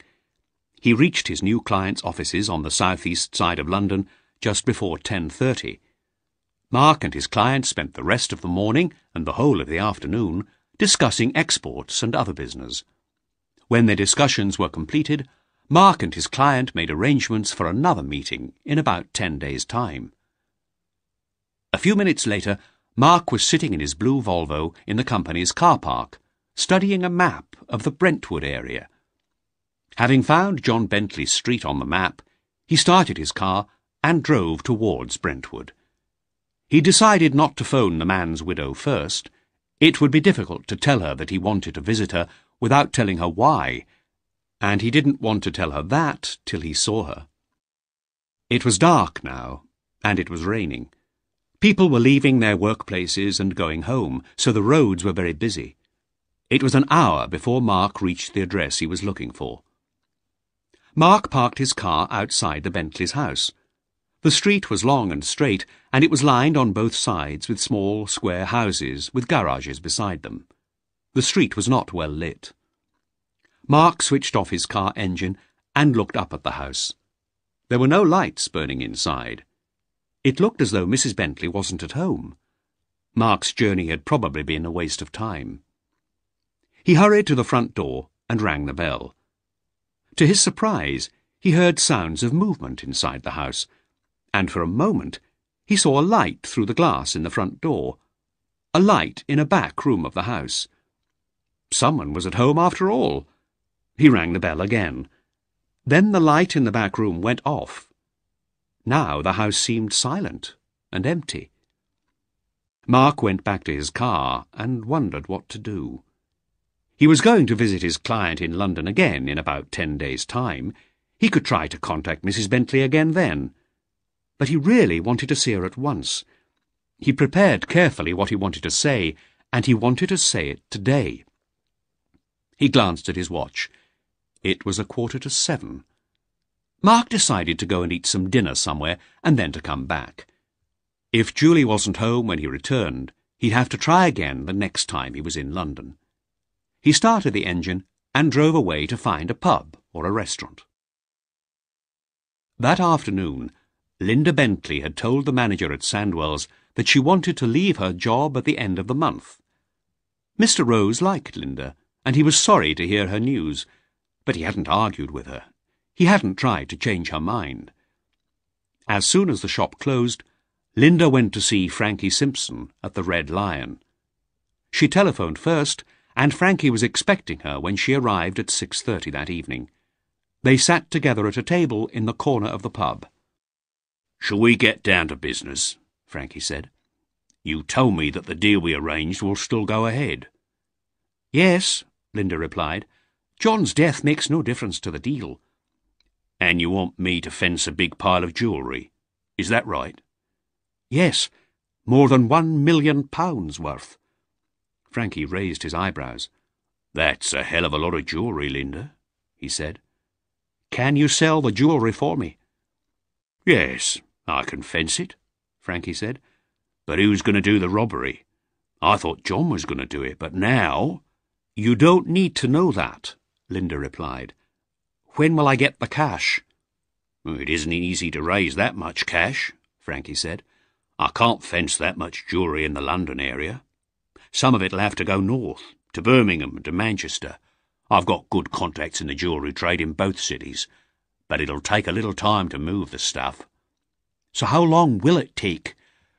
"It would help if I knew exactly what kind of stuff you're going to bring me," Frankie said. "I can give you a detailed list," Linda said. "I'll let you have it in a few days." "When's the robbery going to happen?" "In about 10 days' time." Frankie thought for a moment. Then he said, "As soon as I get that list, I can inform my contacts. That way I'll make sure they'll have the cash ready when we deliver the jewellery. Of course, these people won't pay more than 50% of the jewellery's value. You know that, don't you?" "Yes, I know that, Frankie." "OK. Well, give me 3 days after you hand over the stuff to me. Then you'll be able to collect the cash." "Fine," Linda said. "And while we're talking about money, we'd better discuss my share, Linda," Frankie said. "Fencing stolen jewellery is a dangerous business. I'll be taking a big risk. What are you offering me?" £75,000, Linda said. Frankie laughed. "That's not enough, my dear," he said. "There's a big risk, and I'll need a lot of help. I'll have to pay my men." "How much do you want, then?" 120,000. It was Linda's turn to laugh. "You must be joking," she said. "We've got to move the stuff fast," said Frankie, "and that costs money." "OK, I'll give you 100,000. No more," said Linda. "OK, Linda," Frankie agreed. "It's a deal." It was 9 o'clock that evening when Linda turned onto the drive in front of her garage. The headlights of her van lit up the figure of a man standing at her front door. Linda got out of the van and went up to him. "Who are you?" she said. "What do you want?" "Mrs. Bentley?" Mark asked. "Yes." "I'm very sorry to call so late, but I was in the area and I need to speak to you. My name's Ashwood, Mark Ashwood." Linda looked puzzled. They stood there in the dark, staring at each other. "You don't know me," Mark went on. "I've got to talk to you about your husband, Mrs. Bentley. I was there when he died. He asked me to give you a message." Linda unlocked the front door. "Come in," she said. As they stepped into the house, a voice called out, "Linda, is that you?" Linda stopped suddenly. For a moment, Mark saw a figure at the top of the stairs, but almost at once the man turned and disappeared into one of the upstairs rooms. Suddenly, Mark's body was trembling with shock, as though he'd seen a ghost. The man's face had been exactly like the face of John Bentley, the man he'd seen die near Thame.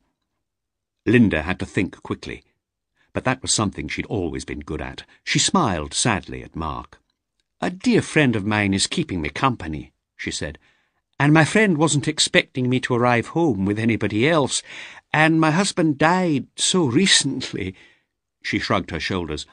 "Well, it doesn't look good to have a man in the house, does it?" Mark didn't know what to say. He felt foolish, and he wished he hadn't come. "I'm sorry, Mrs. Bentley," he said nervously. "Come into the living room," Linda said. "I'll make us some tea." Mark sat down in the Bentleys' living room and listened to the sounds of the woman making tea in the kitchen. He was confused. What was happening here? The man in the wrecked car had given him a message for his wife, Julie, but the man at the top of the stairs had called out, Linda, not Julie. Soon the woman came into the room carrying tea things on a tray. She poured tea into 2 cups and handed one to Mark. "You must think I'm a terrible person," she said. "But the truth is, my husband and I weren't very happy together. Perhaps you understand.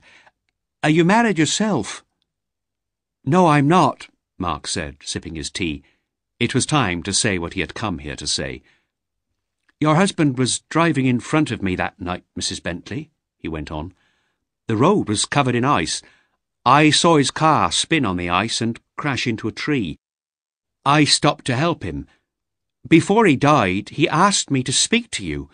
I'm sure he said, 'Tell Julie I'm sorry.' Those were his last words. But if your name is Linda, not Julie, perhaps I misunderstood him." "Perhaps my husband was confused," Linda said. "Yes, perhaps he was," said Mark. "I'm glad you came, Mr. Ashwood," Linda said. "It was very good of you to visit me." She smiled.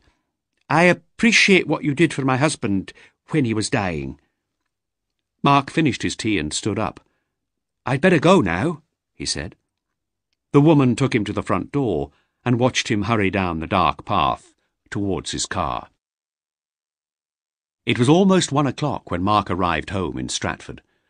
He had a shower, then he went to bed. But he couldn't sleep. He couldn't relax. His meeting with Mrs. Bentley had worried him badly. Had the Bentleys' marriage really been so bad? It must have been, he thought. Only a few weeks after her husband's death, Mrs. Bentley hadn't seemed unhappy, and she'd had another man in her house, a man who looked exactly like her dead husband.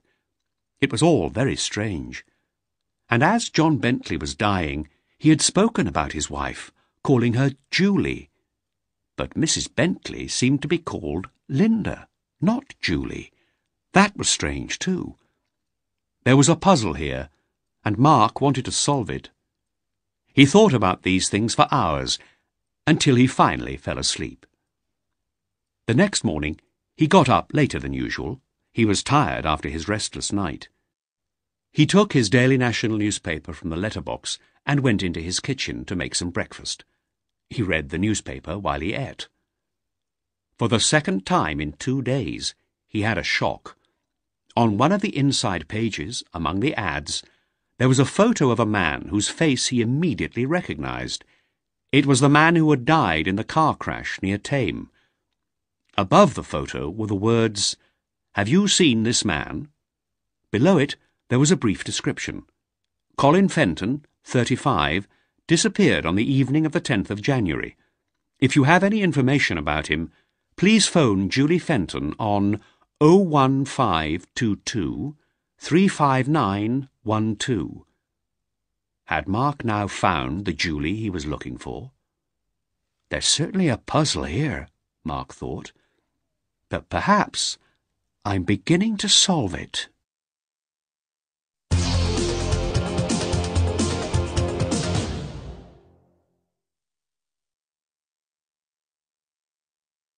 Chapter 11. The Visit. On the morning that Julie Fenton's ad appeared in the newspapers, she didn't go to her office. She stayed at home, hoping for news. During the morning, 2 people phoned her. They both called to say that they thought they'd seen Colin on the day of his disappearance. They both thought they'd seen him at a service area on the M4 motorway near Swindon. This information didn't help Julie much. She felt no closer to finding Colin. Just before 1 o'clock, the phone rang again. It was a call from a police officer. Colin's car had been found at Heathrow Airport. That afternoon, Julie went to collect the car. A police officer from Heathrow met her and took her to the BMW, which was in one of the long-stay car parks. It was not damaged in any way. "You say you found nothing belonging to my husband inside the car?" Julie asked. "Nothing, madam," the officer replied. Julie opened the driver's door and looked inside. Then she looked inside the boot. My husband had some luggage with him, a suitcase and a briefcase. Didn't you find those? I'm afraid not, madam. What was he doing here at Heathrow Airport? I'm very sorry, madam, the police officer said. We don't know, but we think that he probably got on a plane. Perhaps he wanted to leave the country. Did your husband have his passport with him? That evening, Julie looked in the drawer of Colin's bedside table. He usually kept his passport in the drawer. When she didn't find it, she wept tears of anger and grief. She didn't want to believe that Colin had abandoned her. She and Colin had had a difficult marriage. Colin had been irresponsible sometimes, and sometimes he'd been thoughtless. But he wasn't a cruel man. Julie was sitting in the dark, too tired to switch on the light, when the phone rang.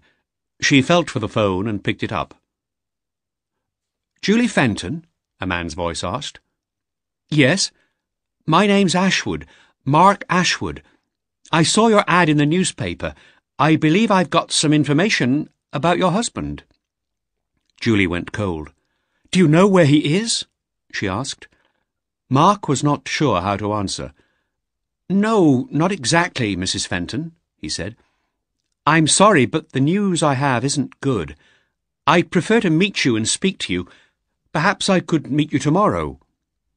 Julie was suspicious. Why did this man want to meet her? What was stopping him giving her the information over the phone? "If you're going to tell me that my husband has left the country, I already know that," she said. "I'm afraid you're wrong about that, Mrs. Fenton," the man said. "But I won't say any more just now. I'd really like to tell you when I meet you. Although the information I have isn't good, I believe it will help you.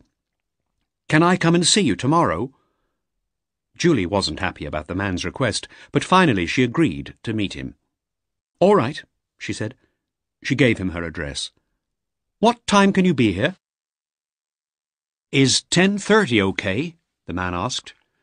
"Yes, 10:30's fine," Julie said. "I'll see you tomorrow then," the man said. "Goodbye." Julie put the phone down and switched on the light. She realized that she hadn't eaten that evening. She was confused and tired. After some hot tea and a little food, she tried to do some work at the kitchen table, but it was hopeless. Soon she went up to bed. The doorbell rang while Julie was still eating breakfast. She'd slept till 9 o'clock, and she hadn't been downstairs long.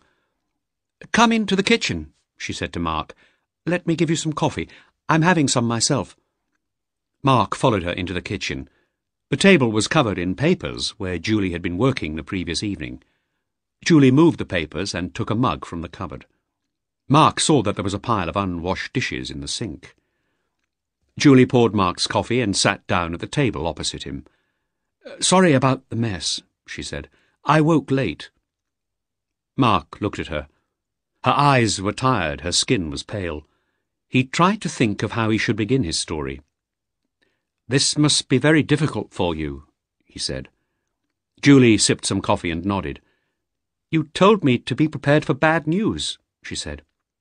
Mark was silent. "I need to know what has happened, Mr. Ashwood." "I'm afraid your husband is dead, Mrs. Fenton," Mark said slowly. He waited for a reaction, but there was none.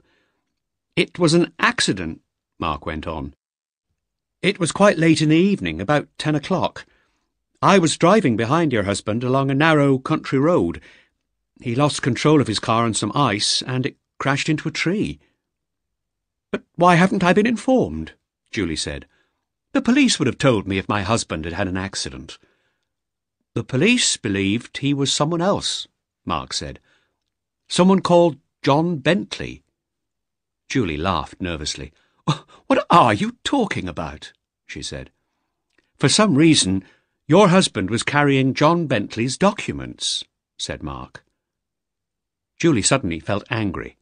This man seemed crazy. "Where did this accident happen?" she asked. "Not far from Thame, in Oxfordshire," Mark replied. "I'd been to London for the day, and I was driving home to Stratford-upon-Avon." "Let me tell you something, Mr. Ashwood," Julie said. "My husband's BMW was found undamaged in a car park at Heathrow Airport yesterday. And you're telling me that he died in an accident? Please, don't waste my time. It was a Ford Escort, not a BMW, Mark said. He must have been driving someone else's car, probably John Bentley's. Julie laughed again. But why? This is crazy. Listen, I realise that all this seems strange, Mark said. That's why I didn't want to speak on the phone. But believe me, what I'm telling you is true. I think you've made a terrible mistake, Mr. Ashwood, Julie said. Please don't bother me with any more silly stories. I'm a busy woman. The man I saw die was your husband, Mark said. I'm sure of that. He told me your name, Julie. Tell Julie I'm sorry, he said to me. The man who died must have been this John Bentley, Julie said. Not my husband. I thought so too at first, Mark said. So 2 days ago I went to see John Bentley's wife. But her name wasn't Julie. It was Linda. And her husband was alive and well, I suppose. Mark drank some of his coffee. No, he said quietly. He knew what the woman was going to say next. Ah, no doubt he died in a car accident, Julie said. She sighed deeply. I think you'd better go, Mr. Ashwood. Mark stood up. I know that what I'm saying is a shock for you, he said. But it's true. I'm sorry if I've made you unhappy. I had to come here and speak to you. Your husband asked me to come. It was his last wish. Suddenly, Julie was crying. Please, go now, she said. Mark took his business card from his wallet and put it on the table in front of Julie. I leave you my card, he said. My phone number's on it. Think about what I've said. Please, call me if you want to talk. I believe I can help. Julie didn't reply.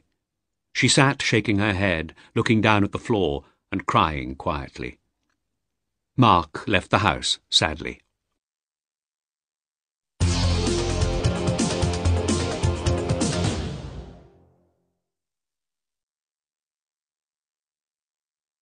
Chapter 12.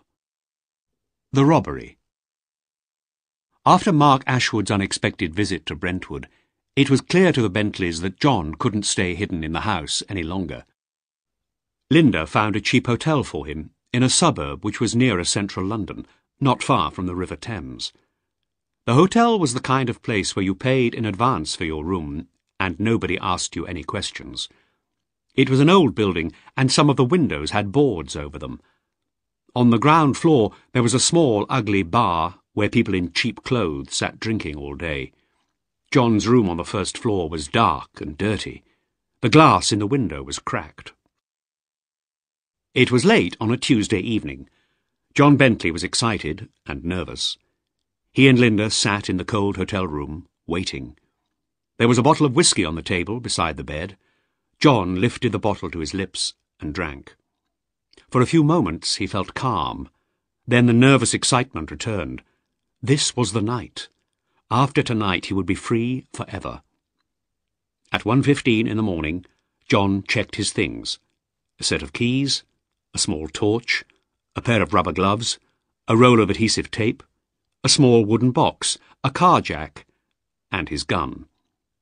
He put the keys, the gloves, the torch, the tape, and the gun in his pockets, and he put the jack and the wooden container in his black sports bag. It's time to go, he told Linda.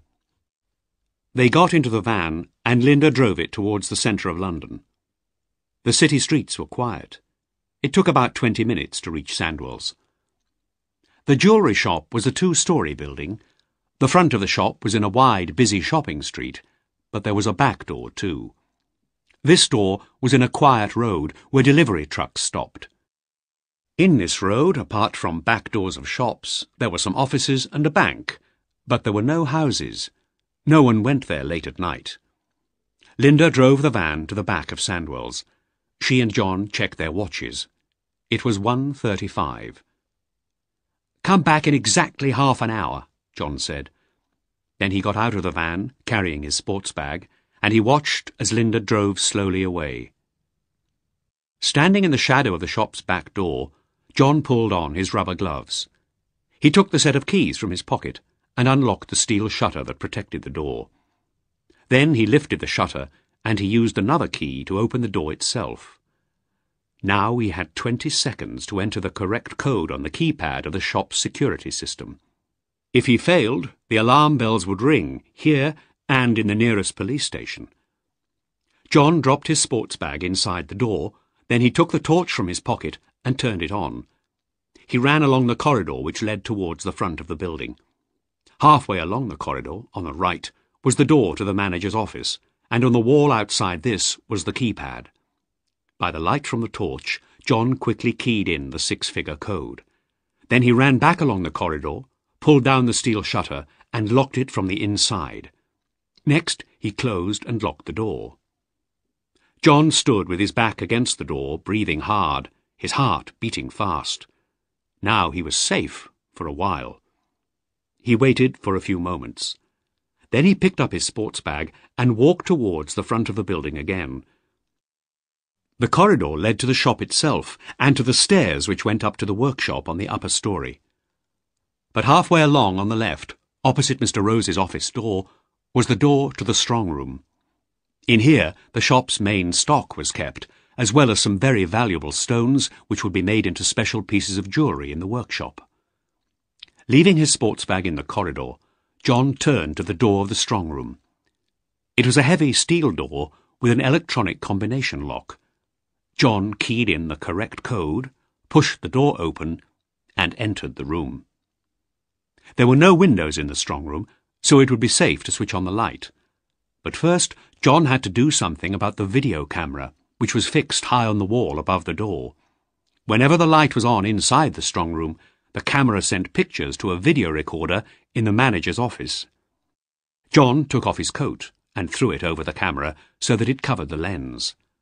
Only then did he turn on the light. The strong room was lined with shelves on 3 walls. Against the 4th wall, next to the door, was a steel cabinet with many drawers. Inside these drawers were the precious stones, as well as the most expensive pieces of jewellery that were displayed in the shop during the daytime. On the shelves around the strong room were boxes of good quality but somewhat less expensive pieces. John removed the boxes and carried them to the back door, piling them neatly, one on top of another. Then he returned to the strong room. In a corner, he found a large, empty box. He put it on a table next to the steel cabinet. Then he removed the top 2 drawers, the drawers containing precious stones, from the cabinet and carefully placed them inside the empty box. He added the trays of extremely valuable rings, necklaces and brooches from the lower drawers. When the box was full, he took the roll of adhesive tape from his pocket, sealed the box, and pulled it to the back door. Finally, he turned off the strong room light, pulled his coat down from the camera, and went out into the corridor, closing the door behind him.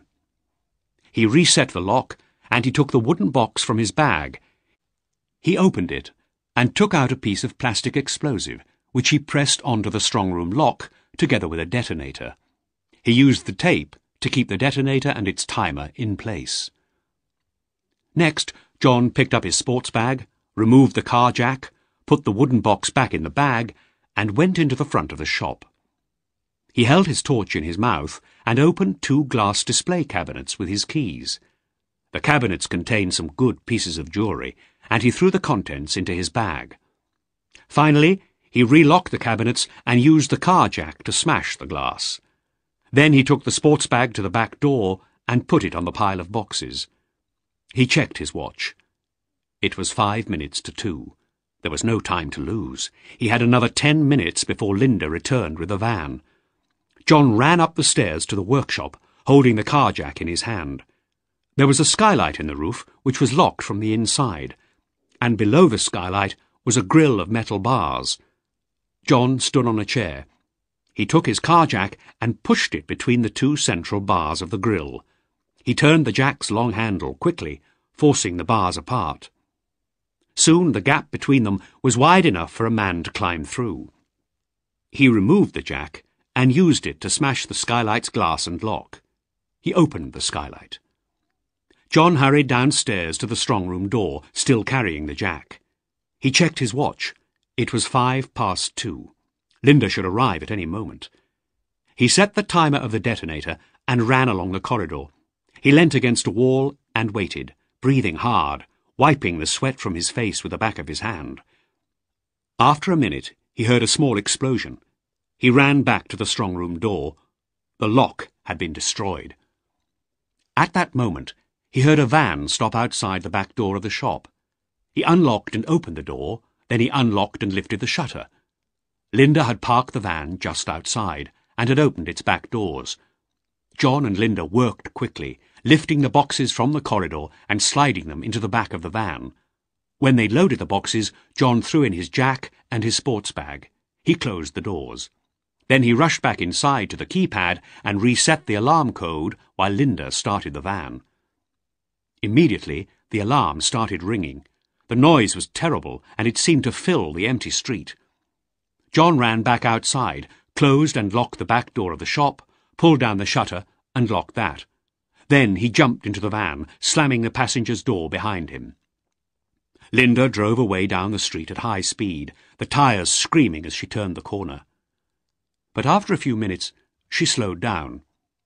Soon she was driving carefully towards the cheap hotel by the river. John got out of the van at the hotel, and Linda drove on till she came to the Red Lion. Frankie Simpson was waiting for her at the pub. It was 2:50 in the morning, and there was nobody in the street. Frankie helped Linda to get the jewellery into the building. Then the two of them began to check the items of jewellery against the list that Linda had already given Frankie. It was a long job, and it took them nearly 2 hours.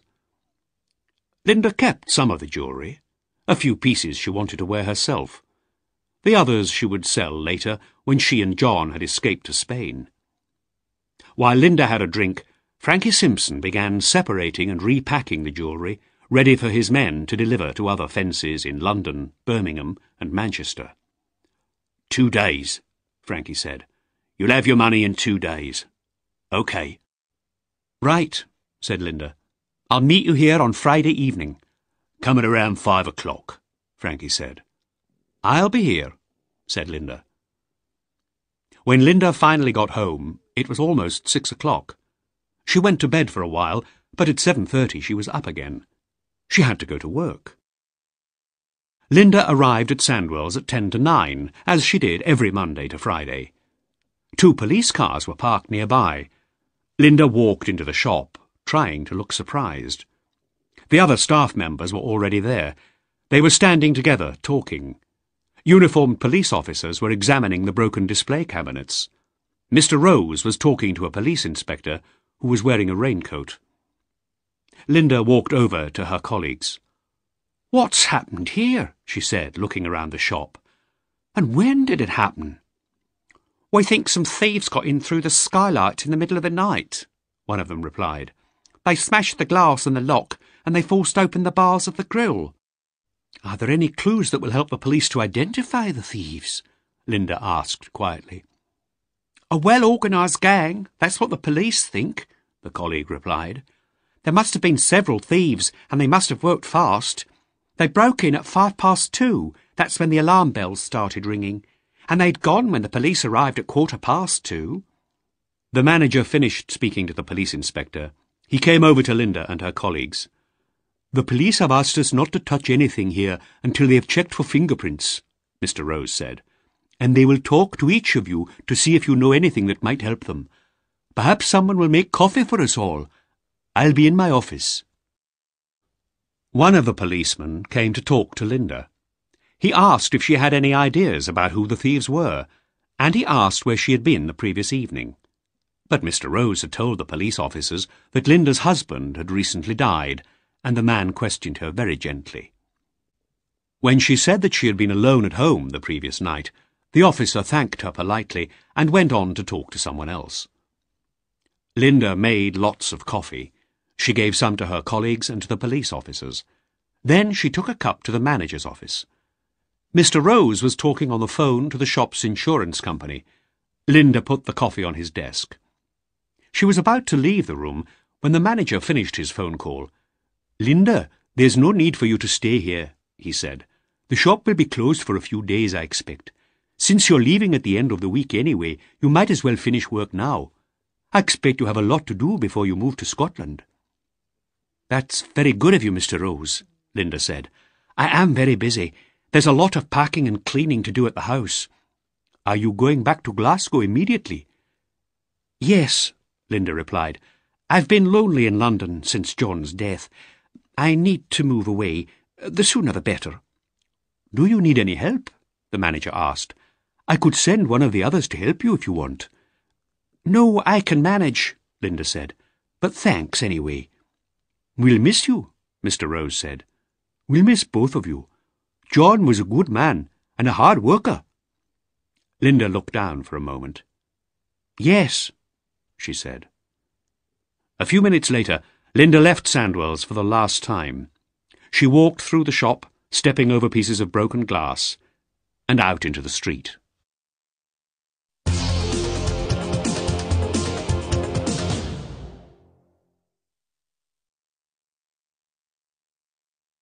Chapter 13. The Truth. On the Thursday evening, despite being tired after a long day's work, Julie Fenton decided to do some housework. She began by picking up the newspapers and magazines which lay all over the house. Then she started to clean her bedroom. Unwashed clothes lay in a big pile on a chair. She washed them and dried them. Then she folded them and put them back on the chair, ready to iron. In one of the drawers in the bedroom, Julie kept her personal documents, bank statements, receipts, her passport, etc. She wanted to check a couple of the bank statements. She pulled open the drawer and she took out the documents to start sorting them. It was then that she saw something that gave her a bad shock. Under the pile of documents was Colin's passport. And if Colin's passport was in the drawer, then he couldn't have left the country. He couldn't have left the country without the passport, so he hadn't abandoned her. He must have had an accident. Perhaps he was lying ill or unconscious somewhere. Julie sat down on the bed. Then she remembered what Mark Ashwood had told her. On the day of Colin's disappearance, Mark had been driving north near Thame, when he had seen a fatal accident. That was at about 10:30 p.m. Other people said they'd seen Colin at a service area on the M4 earlier the same evening. What if Colin had been involved with this John Bentley, the man that Mark Ashwood had talked about? Julie realised she needed to speak to Mark Ashwood again. She hurried downstairs, hoping that she hadn't thrown away Mark's business card. After a minute, she found it in the kitchen, among some letters that were lying on top of the fridge. She picked up the phone and called Mark's number immediately. "This is Julie Fenton," she said when Mark answered. "I'm glad you phoned," Mark said. "I need to talk to you," said Julie. "I've thought about what you said. You could be right. Perhaps the man you saw die was my husband. I need to find out as much as possible about that man's death." "Perhaps it's better if we meet," Mark said. "Can you come to Stratford tomorrow?" "Yes," Julie said. "I'm busy in the morning, but I can be with you by 2:30, if that's okay." "That's fine," Mark replied. "The address is on my card." The following morning, Julie got up very early. She did about 5 hours' work before driving to Stratford-upon-Avon. It was a clear, cold, sunny day. The journey took about 2 hours. Mark made some coffee. Then he and Julie sat in his living room, drinking from small china cups. Mark described the accident once more. "Why do you think Colin had Bentley's documents? And why was he driving Bentley's car?" she asked when Mark had finished speaking. "I wish I knew," Mark replied. "I went to see Bentley's wife. Of course, I expected her to be called Julie. I felt foolish when I found out that her name was Linda. But that wasn't the only surprising thing. There was a man in the house. I only saw him for a moment, but he looked exactly like your husband." "What are you saying?" Julie exclaimed. "Well, obviously it wasn't Colin," Mark said. "Then who was it?" "It could have been John Bentley," Mark said. "I'm sure that he and your husband had exchanged identities on that day in January. I don't know why, but they were able to do it because they were doubles. They looked just like each other. There was a silence. Julie looked thoughtful. Then she said quietly, "There must have been a funeral." "Yes, I suppose you're right. It won't be hard to find out if there was a funeral for someone called John Bentley in the Brentwood area in the weeks after the accident." Julie thought that there was something deeply wrong about all this. Colin had died, but there was no official record of his death. Someone else, some strange woman, had taken Colin from her, had given him a new name, and had him buried or cremated. "This is horrible, Mark," she said. "I'm sorry," Mark said. "I really am sorry." "I won't rest until I've given Colin back his own name," Julie said. "Will you help me?" Mark looked at the sad woman who was sitting next to him. "Yes, I'll help you," he said. "Let's go for a walk. It's a sunny day. We can talk some more and decide what to do next."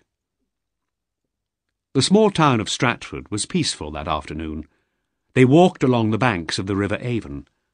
A woman and 2 children were throwing pieces of bread to the swans and ducks on the river.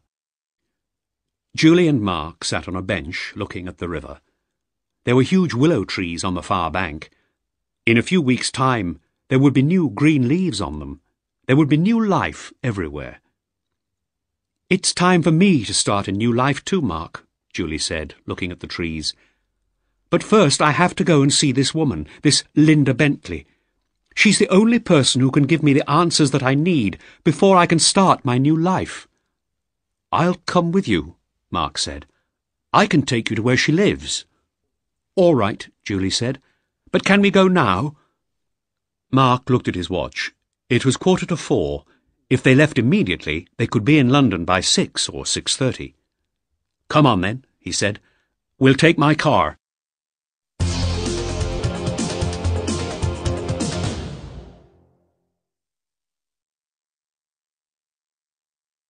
Chapter 14. The Chase. While Mark and Julie were driving towards London, Linda Bentley was making preparations to leave her house. A large suitcase lay open in her bedroom. Linda was filling it with some clothes and some other personal belongings. All her other clothes and everything else that she did not want to take with her were in plastic bags outside the front door. In her shoulder bag she put her own passport and her husband's too. The fact that John was officially dead wouldn't stop him travelling. Linda hadn't told the British Passport Authority that he was dead, so he could still use his passport, and the border officials in France and Spain wouldn't know that he was officially dead, of course. Once they were in Spain, they could get themselves new identities and new documents. By around 3:30, Linda was ready to leave, but there was something she had to do first. She had to get her money from Frankie Simpson. She closed the suitcase and carried it downstairs to the hall. She drove the van to the Red Lion. Frankie was waiting for her in an upstairs room. Linda sat down opposite him. Frankie pointed to a hold-all by her chair. Linda opened it.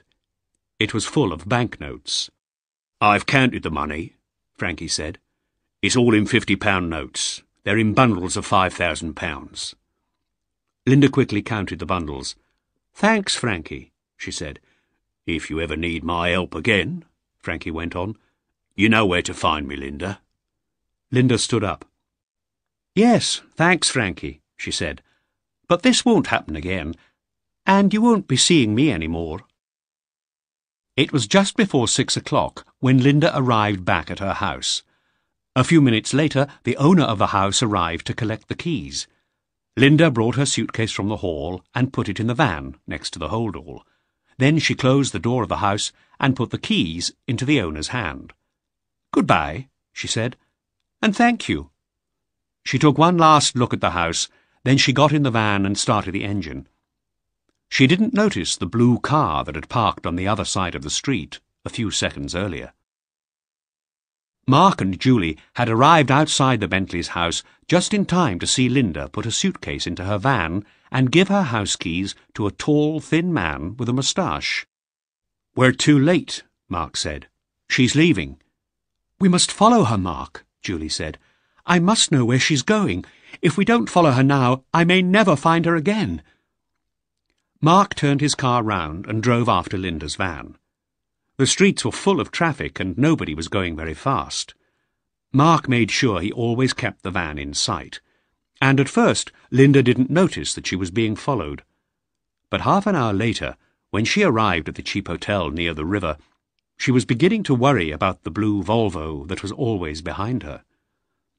Mark drove past the hotel and parked a little farther along the street. Linda had got out of her van, and she looked at Mark's car as she entered the hotel. She thought she recognized the driver. There was no one at the hotel reception desk. Linda walked up the dirty wooden stairs to room number 10, where John was waiting for her. She knocked on the door of the room. "It's me, Linda," she called. "Get your things. It's time to go." John opened the door. His suitcase was already packed. "OK," his wife said. "Come on, let's get moving." Downstairs, the reception desk was still empty. John put his room key on the desk, and they left the hotel. It was completely dark outside now. As they drove away, Linda noticed that the blue Volvo was still behind them.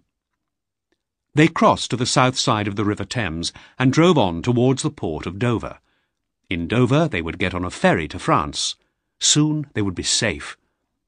But whenever Linda looked in her driving mirror, the blue car was always behind them.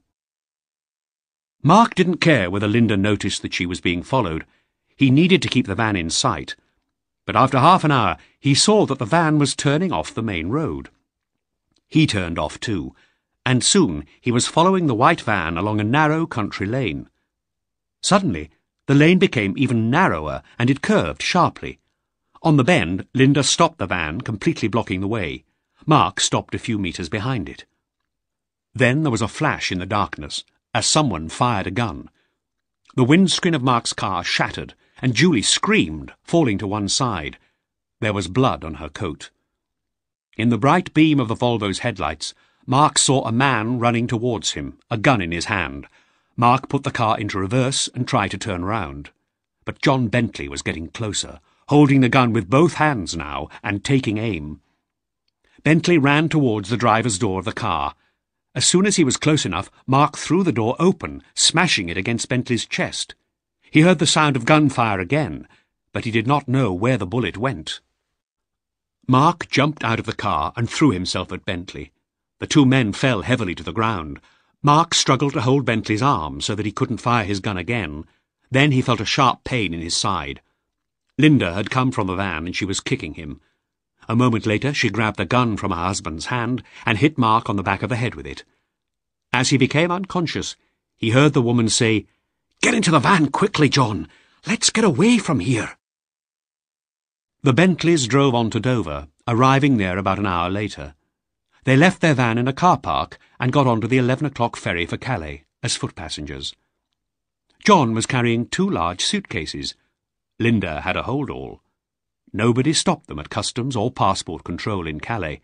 A few hours later, they were racing across the French countryside on a train going south, towards Spain and freedom.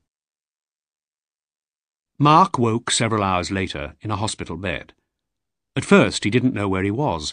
There was a bandage round his aching head, and he felt terribly tired. But after a few minutes, he remembered that Julie had been shot. He called for a nurse. When the nurse came into his room, the first thing he said was, "Where's Julie? Is she all right?" "Don't worry, Mr. Ashwood," the nurse said. "She'll be fine. But she's lost a lot of blood. The bullet went through her shoulder, close to her neck." "What happened? I can't remember anything." "Don't try. Sleep now," the nurse said. "You're both going to be all right." Some days later, Mark learnt that a motorcyclist had found him lying unconscious by his car, with Julie lying unconscious inside it. He had phoned for an ambulance and the police. When Mark and Julie were feeling better, a police officer visited them, and they both gave him statements about the attack. Mark explained the whole story about Colin Fenton and John and Linda Bentley. With this information, the police were able to connect Bentley with the robbery at Sandwell's. At first, Mark was surprised that they believed his strange story, but a policeman told him that detectives had discovered that the lock on the skylight in the roof had been broken from the inside, not from the outside. Also, there were no footprints on the roof, and in the shop there was a further clue. The way that the broken glass was lying in the display cabinets showed that the jewellery had been removed before the glass had been smashed. These clues made the police believe that it was an inside job, that someone who had keys and knew the alarm code had done the robbery. The robber had reset the alarm on his way out to confuse the police. But now, after hearing Mark's story, the police understood what had happened.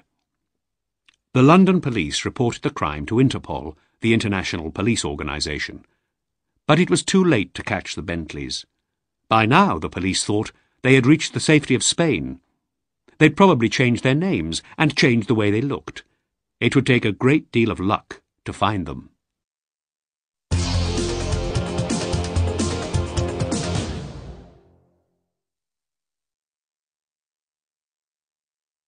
Chapter 15.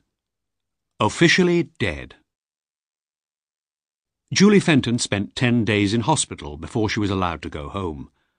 When she was back at work, Mark Ashwood visited her often. Soon he'd become her close friend. That spring, Julie stopped using Mr. Booker as her accountant, and she asked Mark to look after her company's financial records instead. One sunny evening in late May, Julie and Mark drove to a restaurant in one of the villages outside Bath. Mark had said that he wanted to take Julie to dinner and talk to her about the future of CJF Software Solutions. "I've been thinking about your problem with Jackman's," Mark said. "Tell me where we went wrong," Julie said, sipping a glass of cold white wine. "I think that instead of trying to sell your software to Jackman's and other companies like them, you should sell them licenses to use it," Mark said. "You could sell licenses to use the software for a period of time, perhaps a year." "Go on," Julie said. "Well, first, it's cheaper for the client," Mark continued. "They get the full use of the product for a year for much less than the cost of buying it. Second, if you update the product, if you make improvements to it, the license will allow the client to have the new version free. They'll always have the latest software." "That's great for the client, but what about my company?" Julie asked. "The advantage for you is client loyalty," Mark replied. "When a client's license period ends, they won't have to buy new software, they'll just have to buy a new license. That will be much cheaper, so the client will want to go on using your product rather than buying another company's software. So the client gets regular updates, and you get loyalty. And when you do produce a completely new product, you can sell it to your existing clients at a discount. It's good for both of you." Julie looked thoughtful. She sipped her wine again. "I think it's a great idea," she said at last. "Mark, you're a genius." "There's another thing," Mark went on. "I think that all of your company's work could be done without an office. Offices are expensive. All you need is the equipment and the staff. Your staff could work at home. You'd obviously need to have regular meetings, but you could organise the work so that your staff can work independently. Your own house could be the company's official address. Your secretary would be in constant touch with you by phone. You'll save a lot of money if you don't rent an office. Your company will soon be earning well again." "Mark, you're wonderful," she said. And she kissed him. Later in the year, Mark sold his house in Stratford, and he moved to Bath.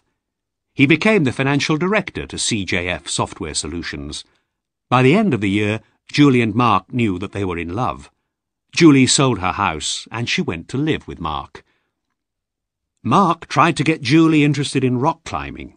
At first, she didn't think she was going to like the sport, but one day, a few years after their first meeting, she was holding on to a steep rock face with the sea far below her. Above her head, Mark was standing on a ledge, holding her rope. "Come on up," he shouted. "You're doing wonderfully."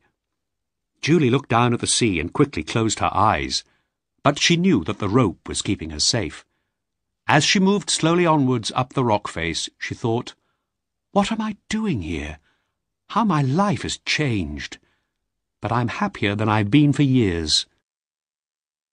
One Sunday morning, 7 years after Colin Fenton's disappearance, Mark and Julie were sitting in their garden, relaxing.